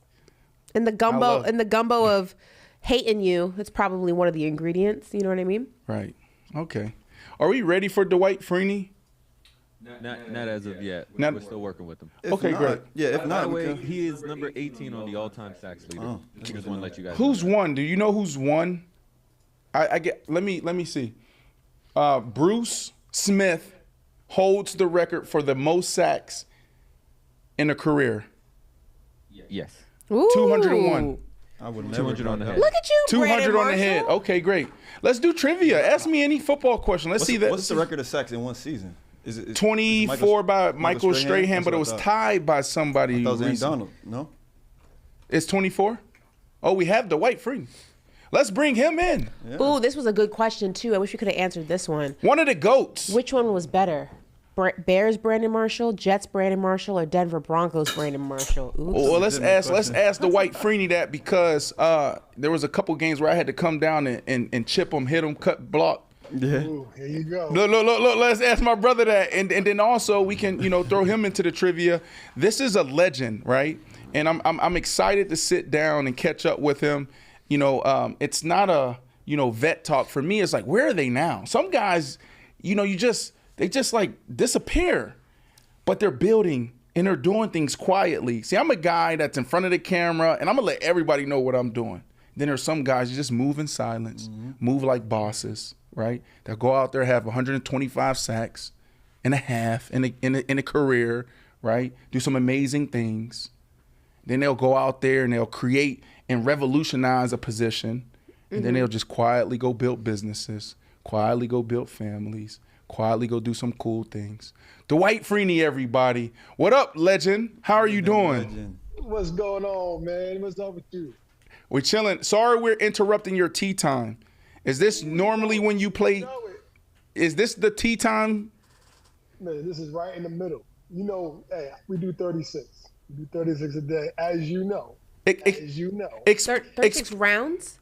36. Explain this to everybody, Dwight. Please explain. And thank you so much for joining our show. We got Ashley Nicole Moss, my partner. Sometimes we get into big arguments here, and I'm always right. We have Corey in the cut, our young legendary producer, and we have amazing team behind us. But explain to us, Dwight, this 36 hole thing and like your experience every single day. Give us the details. Tell the people. Man, listen, this ain't your normal golf round. All right. So if you think of golf, you think of 18 holes. You start at, I don't know, 11 o'clock and 9 o'clock, and you end off 4 hours later. For us, and what we do here, it is a marathon. We throw 36 holes. All right. We are done in about 6.5 hours, 7 hours, depending on how slow somebody is. And we get after it. We get after it, man. It's interesting because when I think about it, I had all of this competition still inside of me, right? All of this thing that just don't go away. And I found this game of golf to where as though now I can kind of put some of that energy that just unused, it's still there. Yeah, I retired from football, but I got to do something with it. Type of sport, and golf fits that category perfectly. So I get up, I wake up almost like I'm getting ready for a game. Man, I wake up early, get ready, make sure all the outfit looks good enough to go, got my food prep, all of that. I get to the course 30 minutes early. I start with my chipping, I start with my putt, do my putting right after that, and get ready for battle. Now, obviously, it's not the same type of battle, right, when we play ball, but you know what? At the end of the round, if I lose, I feel close to the same way. Is this an everyday thing or once a week? You know what? I'm married now. So if I want to stay married, it's like four days a week. It can't be 7 days. He said that's still like every day. Did you say 4 days a week? Every day. Oh, 4 days for sure. For sure, without question. 7 hours of golf, 4 days a week. Yo, it's insane. 28 hours a week. Right, Ashley. What he didn't say. Listen, ask him. He said us. Ask him about these groups and walk us through the competition and the bets. Tell us. Well, so I'm real good friends. One of my best friends is Michael Jordan. I'm playing with him and his friends most often. That makes a lot more sense. So the groups aren't, I guess your typical groups that you just kind of form. You're gonna get, guests that come in, the Ray Allens and the Wayne Gretzky's and all these types of legends that happen to come in. So this isn't just like, oh, I'm just going out with the fellas every single day.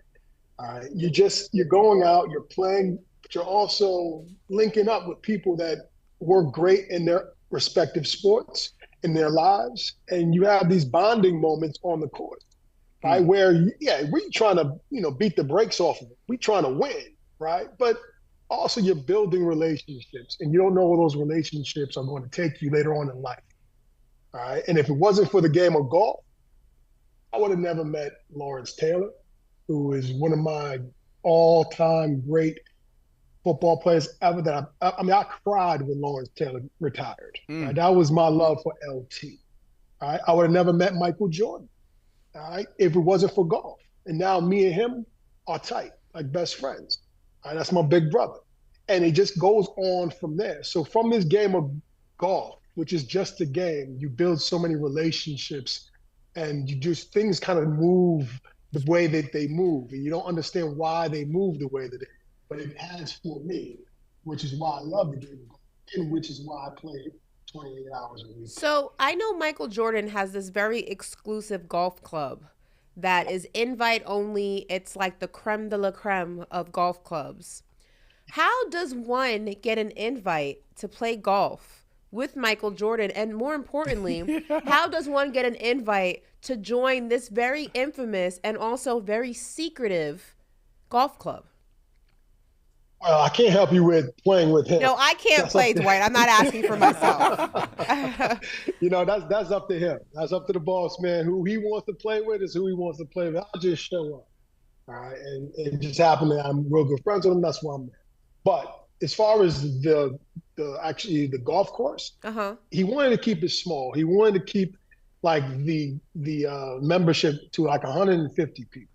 So he wanted to kind of make it feel like it's your own golf course. Every time you go out there, it's your own course and that experience that you get from that. Right? And he built a special type of course in Florida where you don't see many link style courses. I know you may not know a lot about the golf game, but there isn't a lot of link style golf courses in Florida. All right. So he wanted to build something that was special, all right, that all the guys can go out there and then play the game that they love, have that camaraderie. But as far as guests are concerned, the only guest that can come on the course is if you are playing with the guy who's already on the course, whoever's a member. Well, right? So if the member doesn't invite you, you ain't just going. Right. It seems like you got to work on your swing a little bit because you're not putting enough time on the golf course to How much would you say you golf right now? Listen, Maybe an hour I'll say a this. month? I will say this, and then I'll let bro answer this. If I had to pick someone, right, out of him and MJ, we know we've heard the legendary stories, I'm going with big bro Dwight Freeney. I like Dwight Freeney. I put my money on him, but I do know they go back and forth. A couple months ago, I had an opportunity to go out there, and I played around, and they were also out there, so I was able to catch up with them for a little bit. That's how we reconnected. But I'm better than both of them. I'm better than better at what you talking about. You know what I'm talking about. See, you go out there and you put in 20-something hours a week, and all I need is 20-something hours a month, and I'm right there. Because see, look, you must not got a lot of sleep. No. Listen, see, I was doing these 36 back in 2008 and 2009 when you was with the Colts and I was with the Denver Broncos. I was doing that in the off season. So I got a nice little game to me. I do got to work on my chipping though. Yeah, listen, there's a place that's called the Grove that we can kind of figure this out. All right, so we can see who really is what. You know what I mean? But listen, I have faith in you. You're an athlete, even though it's a completely different game. It's not like football we love. You see what I just did, Ashley? Mm-hmm. You just said this is a private club. It's an exclusive club. Not everybody gets that invite. You see how I just baited him? But he didn't invite you to the club. No, he did. He said the Grove. He just did. That's not the We're club. going. That's not the club. That is. It's the club? Yeah, what do you mean? Yes. It's the club. And I got no problem. That's my guy right there. I have no problem in bringing him on to the course. Let him experience what we got going on. Give me two strokes. Give me two strokes. You got that. You'll give me two strokes? You got it. Wow, you're bold. You are bold. I honestly can't golf. I'm not going to pretend that I know how to golf. I'm not going to pretend I want to learn how to golf, but I do want to be there just to watch him lose. Right. You can drive the golf cart. I can drive the golf cart. I have cute golf wear. I just want to watch him lose. That's all. No, that's crazy. Brother, you had an amazing career. And you're one of the guys. When we really look at it, especially my generation, there's a few guys like, man, they did it the right way. They were true pros, right? And this is what we should be, or this is what we should aim to be as far as like how we approach the game on and off the field. When you look back on your career, what are you most proud of? I mean, I think a little bit of what you said. You know, I just tried to play the game the right way. I put it all out there on the field. I left everything out there. I was exhausted mentally, physically, emotionally when that game was over with. And I know, whatever the results ended up being at the end, what are the results? As long as that I did what I needed to do, put my team and myself in the best position to win, that's all I could ask for. Now, if the ball bounces one way or the other way, or I happen to get double teamed, triple teamed, I miss a set, all that stuff, it just happens. But as long as I prepared, and I was a big preparation guy, as long as I prepared the right way, so that, I took that variable out, where it was like, look, I did everything I could do. Now let's play the game. And that's what I did. We have this conversation often, and Brandon tells a story of when he knew it was his time, was when he got hit and he hit the floor for the first time, and he actually felt the ground, and he was like, yeah, this may be it for me. When was it that you realized that it was time for you to walk away from the game? Because it's a decision that, regardless of the sport, it's a decision that we see is not easy for a lot of guys to make. I mean, look at Brady. He retired, unretired, came back, and then finally walked away. So when was your moment? Yeah, it's not easy. It's not easy. I talked to Howie Long maybe in my 10th year or something like that. He mentioned something to me, which kind of stuck with me. He said, look, play this game as long as you possibly can, because when you're done, you're going to be done. And that was it. You can't really go back. I guess if you're a quarterback, maybe you can. Those guys don't go through what we go through in the trenches. It ain't like, you can't take off our helmets and our pads and then think we're going to come back out there as a defensive lineman. There's a lot of things that go into that. But, for the quarterback position, it's different. But for me, it was like, look, I'm going to play this thing as long as I can. And once I got into maybe year 14 or 15, it started to really dawn on me, I need to start playing it for something else. And not because I couldn't play anymore because I knew I could play. But when you get older in the game of football, sometimes, your coaches and the people that support you, look, they don't want to put you in that fire as well. So all of a sudden, your reps start to go down. We're only going to play you 10 reps. We're only going to have 12 snaps, only on third down, all of those things. Now, for me, the way that I was preparing for the game, the way that everything that I put into the game, it was hard for me to swallow that and to deal with that. Never let anybody know about that. Never like while I was out in the locker room, I wasn't the cancer like, oh no, I need to be playing now. Coach put me in the game. I need to be starting like I used to. But it was one thing that just never really set well for me. And it took me a little bit of time just trying to figure out how I deal with this, because what happens is when you don't play as many reps, your statistics, your stats go down. And if you want to continue playing this game at this level at the age of 35, 36, and you want teams to sign you, you have to statistically or show them something that you're still, a player, right? And for me, once it got towards the end, I could no longer put up the numbers, let's just say, that would justify a team bringing me in. So then it became, okay, year 15 or whatever, I'm sitting on the couch waiting for a phone call in week 4, 5, 6, or 7, where, normally you kind of getting your training in May and in June and you're ready to go come July. Now I had to stay ready October, okay, waiting for a call. And at some point I said, for what? I played this game. I love this game. I gave this game everything I could. It's a young man's game. And it's not going to change. It's always going to be that. All right. So I had to take a step back at some point and say, look, Dwight, you did what you did. I know you still love the game, and I know you can still play the game at a high level. But other people, it's their turn now. All right. So give them an opportunity to be the best representation of themselves. And you can go out there and help those kids out. So that's what it ended up turning into towards the end. And by year 16, I said, you know what? Once I went to Seattle, I went to Seattle.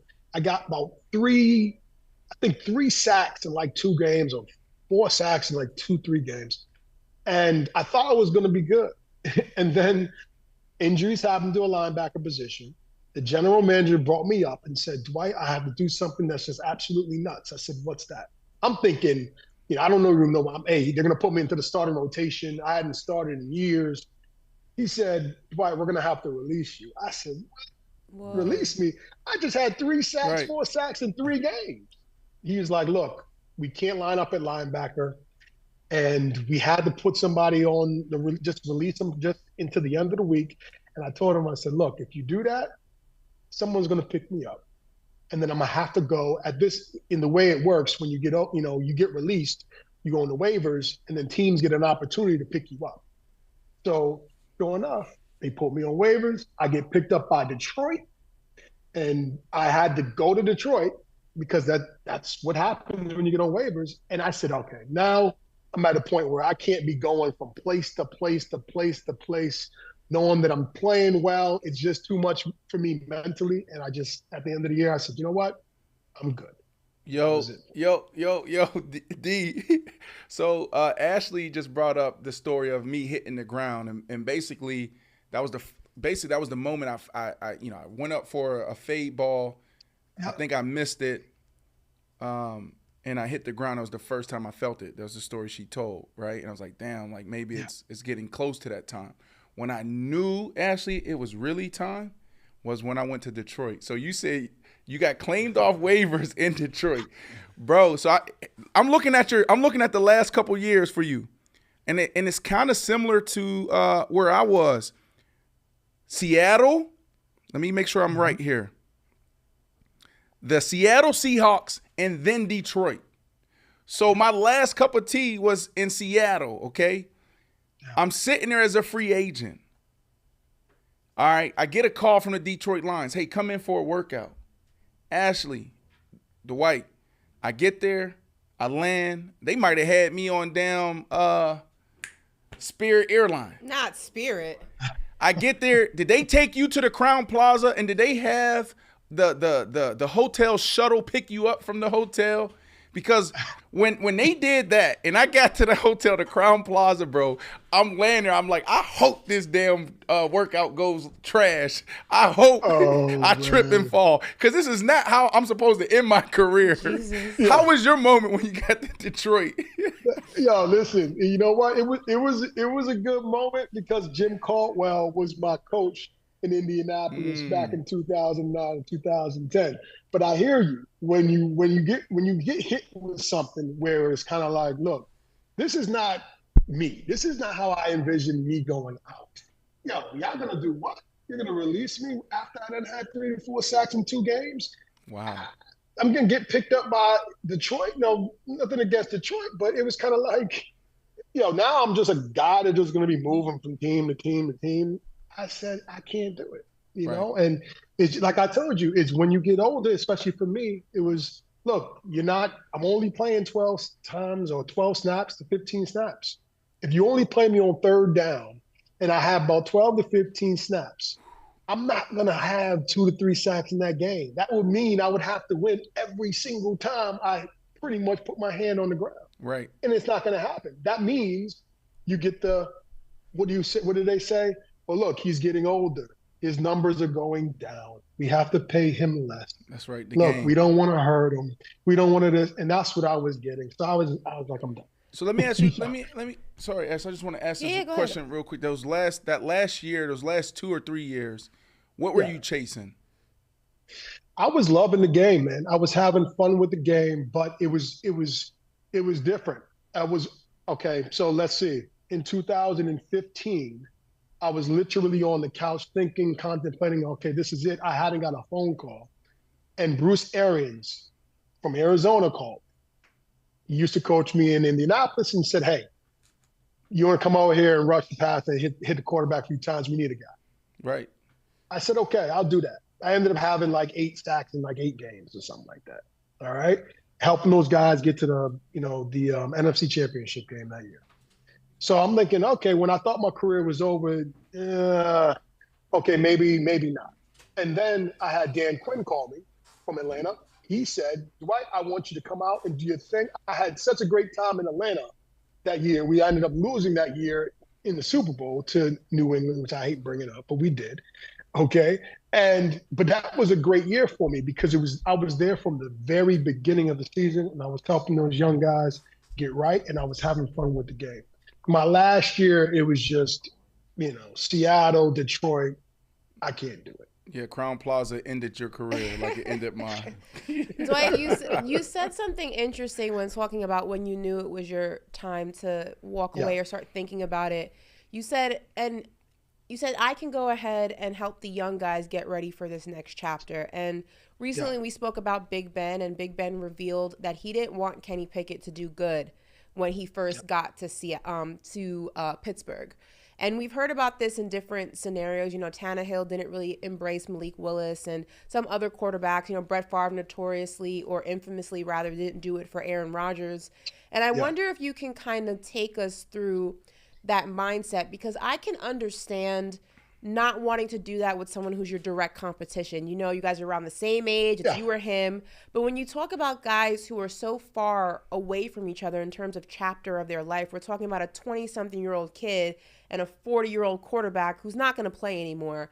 Can you kind of let us into the mindset of what makes a quarterback not want to embrace a much younger quarterback when they come into that organization? Why is that so difficult for some guys to do, or just positions in football in general? Well, I mean, you got the obvious where, you're competing. And even though you're on the same team, you're competing for the one spot. All right. So you got that staring you in the face. Now, depending on what type of individual you are and what your belief systems are, is going to determine how you deal with that moment. All right. Some people may feel, I'm not going to give any of my secrets away. This is a competition to the end. and I'm going to do what I need to do to hold on to this job because it's the job that I covet, and this is what I want to do, and this is where I want to be, and everybody else, nah, you're gonna have to stay out my way. Or you can look at the standpoint of, okay, I have been here, done that. Life is going to do what life is going to do. All right. I can just be the best person that I can be. And if I was that young guy coming up, what would I want? I would want some help to become that guy who I'm coveting that position. So therefore, like when I was a young guy, we had a guy who was Chad Bratsky. Chad Bratsky, at the time, he was a journeyman through the league, okay? And he ended up getting hurt, and I ended up taking his starting spot. But leading up to that, he did not try to help me because we're all together as a team. And you don't know who's going to go down and get hurt. And if you're trying to win, and you're truly trying to win, you got to help everybody out. Bruce Smith told me this one time. He said, look, all of this knowledge that I have in my mind and my brain, and all the things that I've experienced is not for me to hold on to, it's for me to share with others and make their journey easier. And that's kind of something that I took because I take that as a real thing. It's my duty as a veteran to help the younger guys and become better. That doesn't mean that just because I help him, he's going to take my spot. Right. I still believe that I'm better than him anyway, maybe. You know, and That's I'm like, well, he mindset. still got to, you know what I'm saying? He still got to beat me out. You know what I mean? Just because I'm teaching him and helping him doesn't mean he's going to be a better pass rusher or do the spin move better than me.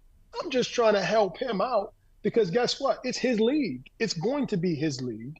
And I want him to be tooled with as much things he can possibly be tooled with so his journey is easier than mine. And that is what you do as veterans is, I believe, is just kind of like making other people's journeys easier and helping them as much as possible because that's what people did for me.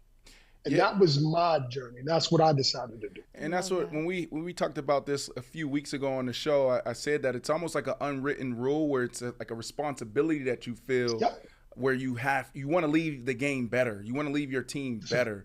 And so that's why you see a lot of guys helping out. Talking about quarterbacks, how was it playing with Peyton Manning? Any legendary stories there? Do you guys still stay in contact? How was that? Yeah, I mean, Peyton was the truth, man. And the thing is with Peyton, I'm happy that people are really seeing the true side of Peyton now. Because Peyton, if you didn't know Peyton, you didn't think he was such a jokester and like the crack joke. You didn't know that here. All right. Bro, remember the Pro Bowl? Remember the Pro Bowls, bro? Those. Yeah.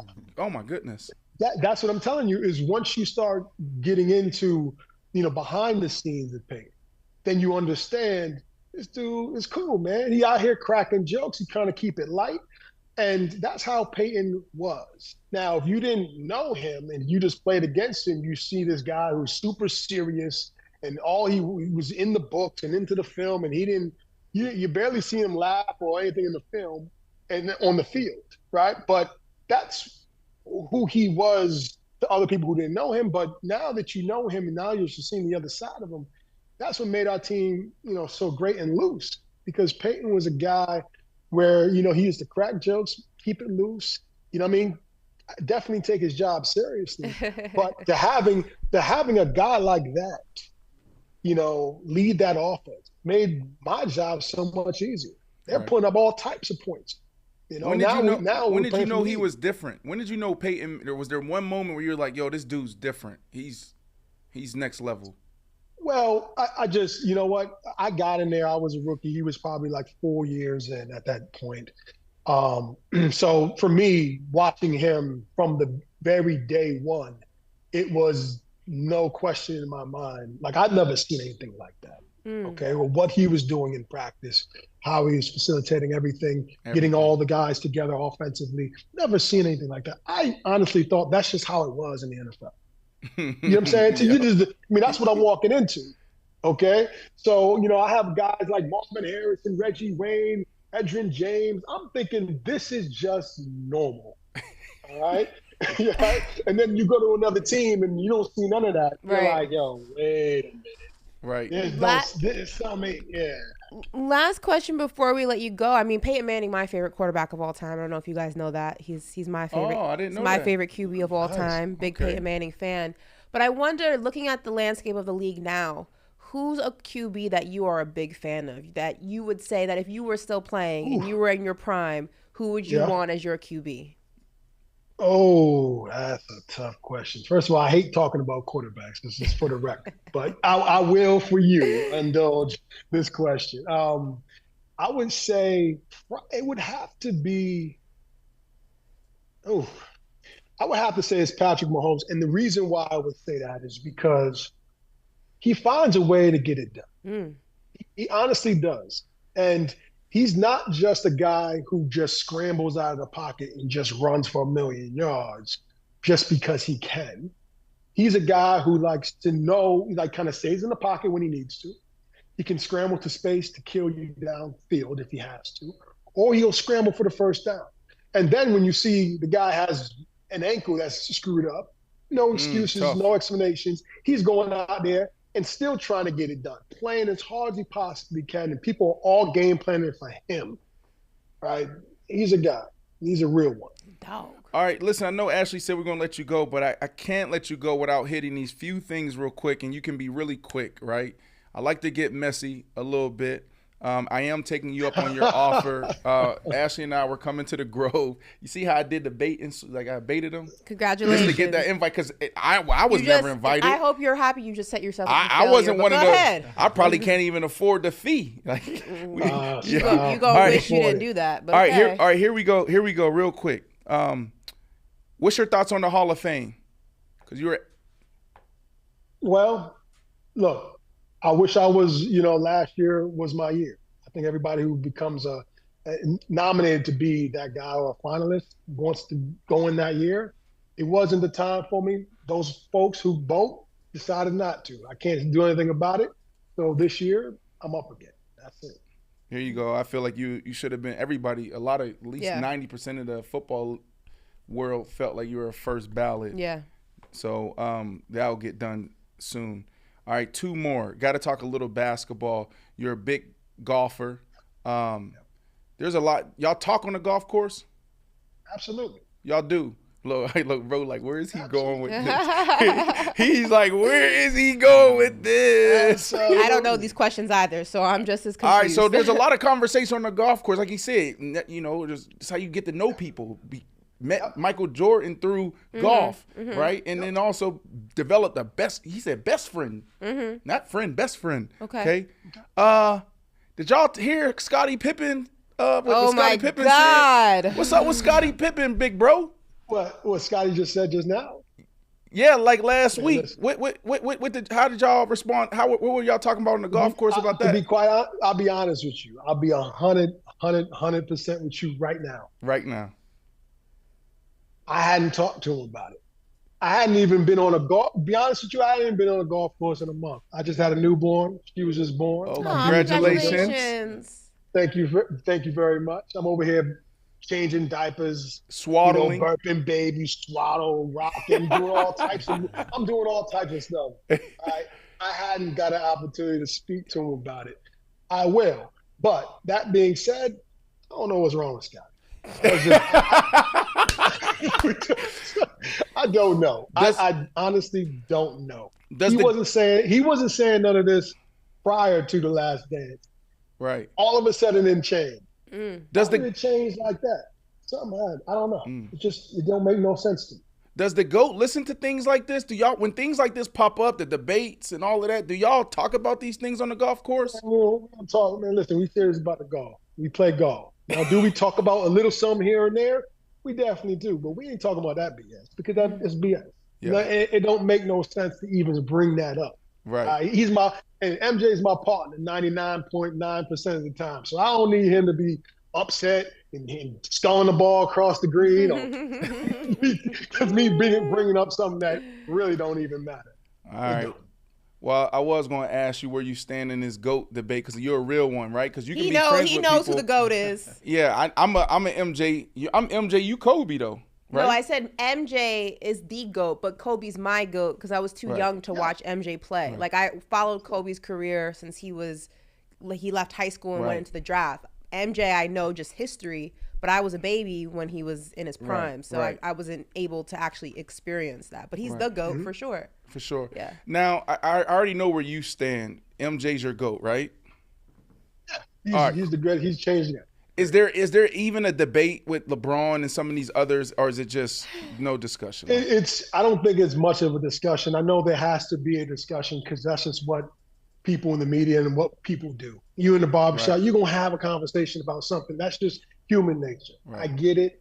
But listen, when Michael was playing, the game was completely different. They played defense differently. It was a completely different generation. He done set the world on fire. Okay, everybody's trying to live up to his standard. He started it. You know, when I say started it, that type of individuality. That's right. That type of like level, it can't really compare to what's happening now. Right. All right. And no matter what happens, and I say no matter what, even if LeBron gets more rings than MJ, it doesn't mean that he's better than MJ. First of all, rings are a team accomplishment. All right. It isn't just one individual getting the ring. It's a team accomplishment. Can you say that again, Dwight? It's a what accomplishment? It's a team accomplishment. Oh, okay. It's not just one individual. Got it. Out of all the sports, okay, football is probably the stupidest conversation to have when it comes down to who's the GOAT because of rings. Because there's more variables, more people. People say, hey, he's the greatest quarterback of all times because he got 7 rings or 6 rings or whatever it is. Listen, it takes a team. That quarterback is sitting down on the bench while the defense is out there making plays for him. You know what I'm saying? There's so many different things. There's receivers running routes and doing what they do. So there's a lot of Peyton's your GOAT? So Peyton's your GOAT? Because when you said 7 rings, you were referring to Tom Brady. Well, yeah, because it's always who's the greatest quarterback of all time. I think Tom is one of the greatest quarterbacks of all time for sure. Yeah. Is he the greatest above and beyond everyone else? And the only reason why is because of championships? I don't think so. Because it may have not been Peyton's fault why we lost certainly. It could have been a defense. It could have been a receiver. It could have been an offensive line that was garbage that couldn't block for the man. You feel what I'm saying too? So I can't just say a guy is in football for sure is the guy's the greatest just because he has more rings. Basketball, you can have more of a conversation because an offensive guy can play defense and can play both ways, and he can do more things on the field, all right, on the basketball court. I understand that conversation. But that being said, it's still a team sport, and that's a team accomplishment, and it does mean something. It means something in the conversation, but it doesn't mean everything. Well, listen, you up there with one of the greatest football players ever and one of the most phenomenal human beings I've ever been around. Thank you for blessing us with your time today, brother. Go back to burping and swaddling your newborn. And Ashley and I, we're taking you up on your offer. We'll be hitting you up. When's a good June, July, August? When's a good time? Man, listen, man, hit me up anytime. Let's see. My little girl, she will be about 2.5 months. She might be able to sleep through the night. So listen, July. July. In July. Hit me up in July, and we're going to be going. That gives you plenty of time to not get much better. He gave me 2 strokes. You heard him. He gave me 2 strokes. It's I over don't know what that means. Got it. Basically, like a head start? Yeah, yes, basically. Oh, I don't think that's going to matter. Love you, brother. Thank you so much, man. Hey, man, love you too, boss. You take care of yourself. All right. That's a GOAT right there, man. Oh, no. You really set yourself up for failure with that golf match. You think so? You are going to lose. He's a football player. So are you. Huh? So are you. I know. So why does he have the edge? Because he plays 4 times a week for 7 hours a day. That's 28 hours a week. That's insane. Like, do you do anything 28 hours a week? The same thing? Talk. It's not even, you don't even do this 28 hours a week. No, that was good. I think we need to do more of that, Ashley. Checking in with some of the legends in sports. And, I want to do other things as well where highlight some of our female athletes, women athletes doing some amazing things right after these moments, right? Whether it's track and field, the WNBA season's underway, right? So, like, I feel good when we have other athletes on chiming in and just showing some love. That's Dwight Freeney. Corey, we have to go back to our question real quick.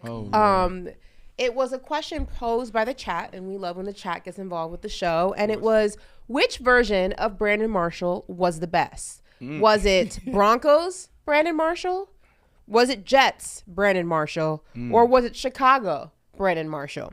Go ahead, chat. Put your answers in here. Corey, what would your answer be? If you ask me, I think it was Bears. I don't know how he feels. I think it was Bears Brandon Marshall. You think it was Bears Brandon Marshall? Bears, Mine was Brandon Denver Brandon Marshall. Denver was. Denver. Bears, yeah, Jay Cutler, no Shea Cutler, but I don't know. Broncos B. Marshall was different. What you got, Woo? Okay, we're not those. That wasn't an option. We're talking about the ones that matter. I wanted to say Dolphins fan, who I ain't gonna lie. We're not talking about them. I gave y'all 3 options. Pick from the 3. Dolphins was not it. What would you have? I'll probably go with Denver. Denver also? Okay, Brandon, before I give you chat answers, what would you think your best version of yourself was? What team were you part of? And your 3 options was Denver, Jets, Chicago, and Chicago, Jets. yes, Denver. All right, cool.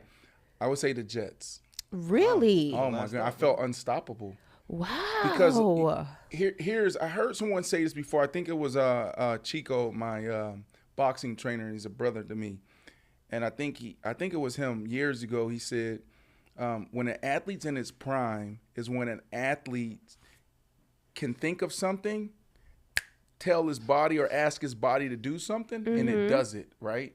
So there's a special thing where the game slows down and you have all this wealth of knowledge, all this information, all this experience, but your body can still react to those thoughts and what you're asking it to do.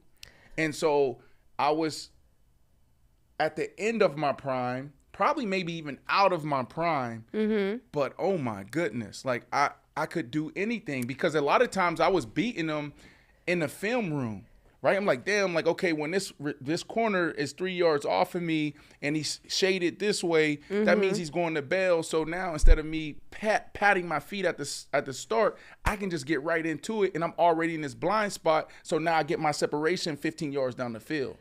But the Denver B. Marshall was just a monster, was a beast, and was like there's different like phases to it. That was Yak. Very aggressive with the ball in my hand. Someone called you the mile high. Someone said mile high B. Marsh was a savage. Yeah, it's exactly what it was because every play I was trying to score. Like I didn't even think of Rod Smith used to tell me like, man, you're not gonna play long the way you play.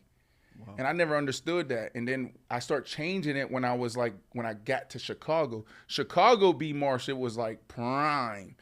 And but I wasn't as smart as the Jets. And I had all-pro year there as well. I had probably statistically my best year ever, 118 catches, 1,500 yards, 14 touchdowns. I felt unstoppable there, but I was still fighting myself. We have a lot of answers, and they're all between Chicago and Denver. Really? There's not a single Jets one in here. Y'all got to go look at that Jets year. Yeah. Hey, I'm telling you.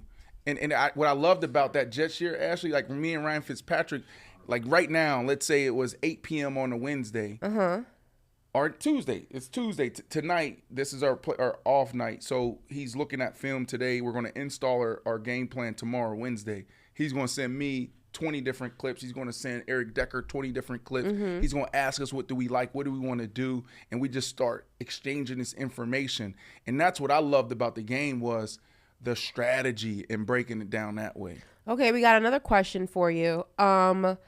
Which quarterback did you like catching passes from the best? Jay Cutler, I would be lying if I say it wasn't Jay Cutler. Jay Cutler and I had a special bond. In 2006, we were drafted to the Denver Broncos. He was first round. I was fourth round, and we created this crazy bond. I told some legendary stories before, betting all my money in Vegas, lost all my bread pretty much. And I hit him up. I'm like sitting in the wind. I'm like, yo, I need your help. He's like, what happened? I was like, I need 70 grand. Like right now, are these mafia people about to take me out back? I'm just playing. I just played into the stereotype of this thing. But there's a little truth back in the day, depending on when you was in Vegas. and bro, as soon as I landed in Denver, stroked that check, boom. A couple months later, I was able to pay him back. So we got this special bond. we don't really talk like that no more. We connected like a year ago, and we were going to connect, and then he just went rogue again. That's what Cuddy is. I would love. He's probably catching chickens or something. You know, he's a farmer. Yeah, he's doing some cool weird shit. We have another question for you. But Ryan Fitzpatrick was my favorite quarterback. Okay, so Fitzmagic. Fitz. We have another question for you. People want to know about hooping at East Bank Club in Chicago. What was that like? Who's that? Legendary run. That actually comes from the one and only JP. That's his question. How does JP know that? Right. JP knows a lot of things about a lot of people. He's like a Fed. Damn, JP, how you know that? Yeah, I used to do that in the off season. So February, March, I would go to East Bank and I would just hoop. My sisters come in town. They were in high school, going into college. They'll come hoop as well. Some legendary runs there. That was dope. I don't know how JP knew that. What were you averaging there? Like, what was your? I was running point. I was working on my leadership. So what I was doing is I was going out there and I would play phenomenal defense, and then I would just get. I was like probably the best scorer on my team is East Bank. Who did you ever play with? Anybody that we knew? No, I mean it's just like come on, Randoms? It's like playing at Pickup? the Y or whatever. You know what I'm saying? And so, but what I would do is I would actually like play point and try to see how much I can get out of my team. I'd be trying to distribute the ball. Like, oh, you shoot it. You missed it. Another one. Keep shooting. And we'll run it up that way. So I had a good time at East Bank because like you don't want to go out there jump. Like that was the rule. Mm-hmm. The rule is for a football player, pro football player, hell, even college, high school, you making money now. Don't go out there and jump. People play too aggressive. You get hurt. It's not worth hurting yourself. You see Corey sitting over here in the booth. He tore his Achilles before he went to Dubai playing basketball. Yeah, man. Tragedy. Trying to do the most. Trying to do too much. Thought he was Steph Curry out there for real. Absolutely. Or Bam Adebayo trying to get a rebound because that's really what happened. I mean, he gets his rebounds. That's not his issue. I don't know. I'd Bam. like a little bit more. Do they have a chance? We're gonna end this. We're gonna end this show here in 45 seconds. But really quickly, do the Heat have a legitimate chance? Ashley and Corey. Absolutely. Not. Absolutely. Absolutely. I want to save some of maybe my predictions and what they need to do for another day because of course we're going to dive into that as we anticipate the finals this Thursday. But they got a shot. They got a shot. Come on now. Heat in 6. I'll say that. Ashley Nook. Heat in 6. Jesus. Okay. Go ahead. I don't know if Jimmy act like Jimmy, they'll be good. Absolutely. I will say this: their best opportunity to win a game in Denver will be Game 1. The Nuggets have been sitting for a while. That sometimes makes you a little bit rusty. They're coming off the momentum of a Game 7, but I don't think that they win this series. Right. I had Denver winning the whole thing, and I'm sticking with that. So we'll dive into more later. There you have it. Ashley Nicole Moss, Astrodamus, and you have Corey in the cut. I don't know what his B nickname is. We have Woo Out West, BC in the booth. In Manderville, mysterious Manderville. Mysterious Manderville. So we're super excited about tomorrow's show because it's tomorrow. I think we were great today. Tomorrow we're going to be great again. Okay, Ashley? Okay, Corey? Absolutely. Sounds good. All right. Ashley, where are you going to eat tonight? The crib. The crib. Okay. Bring us some leftovers tomorrow. We love you guys. Pamela, Christy, stop hating on my basketball takes. Until next time. Go be great. Bye.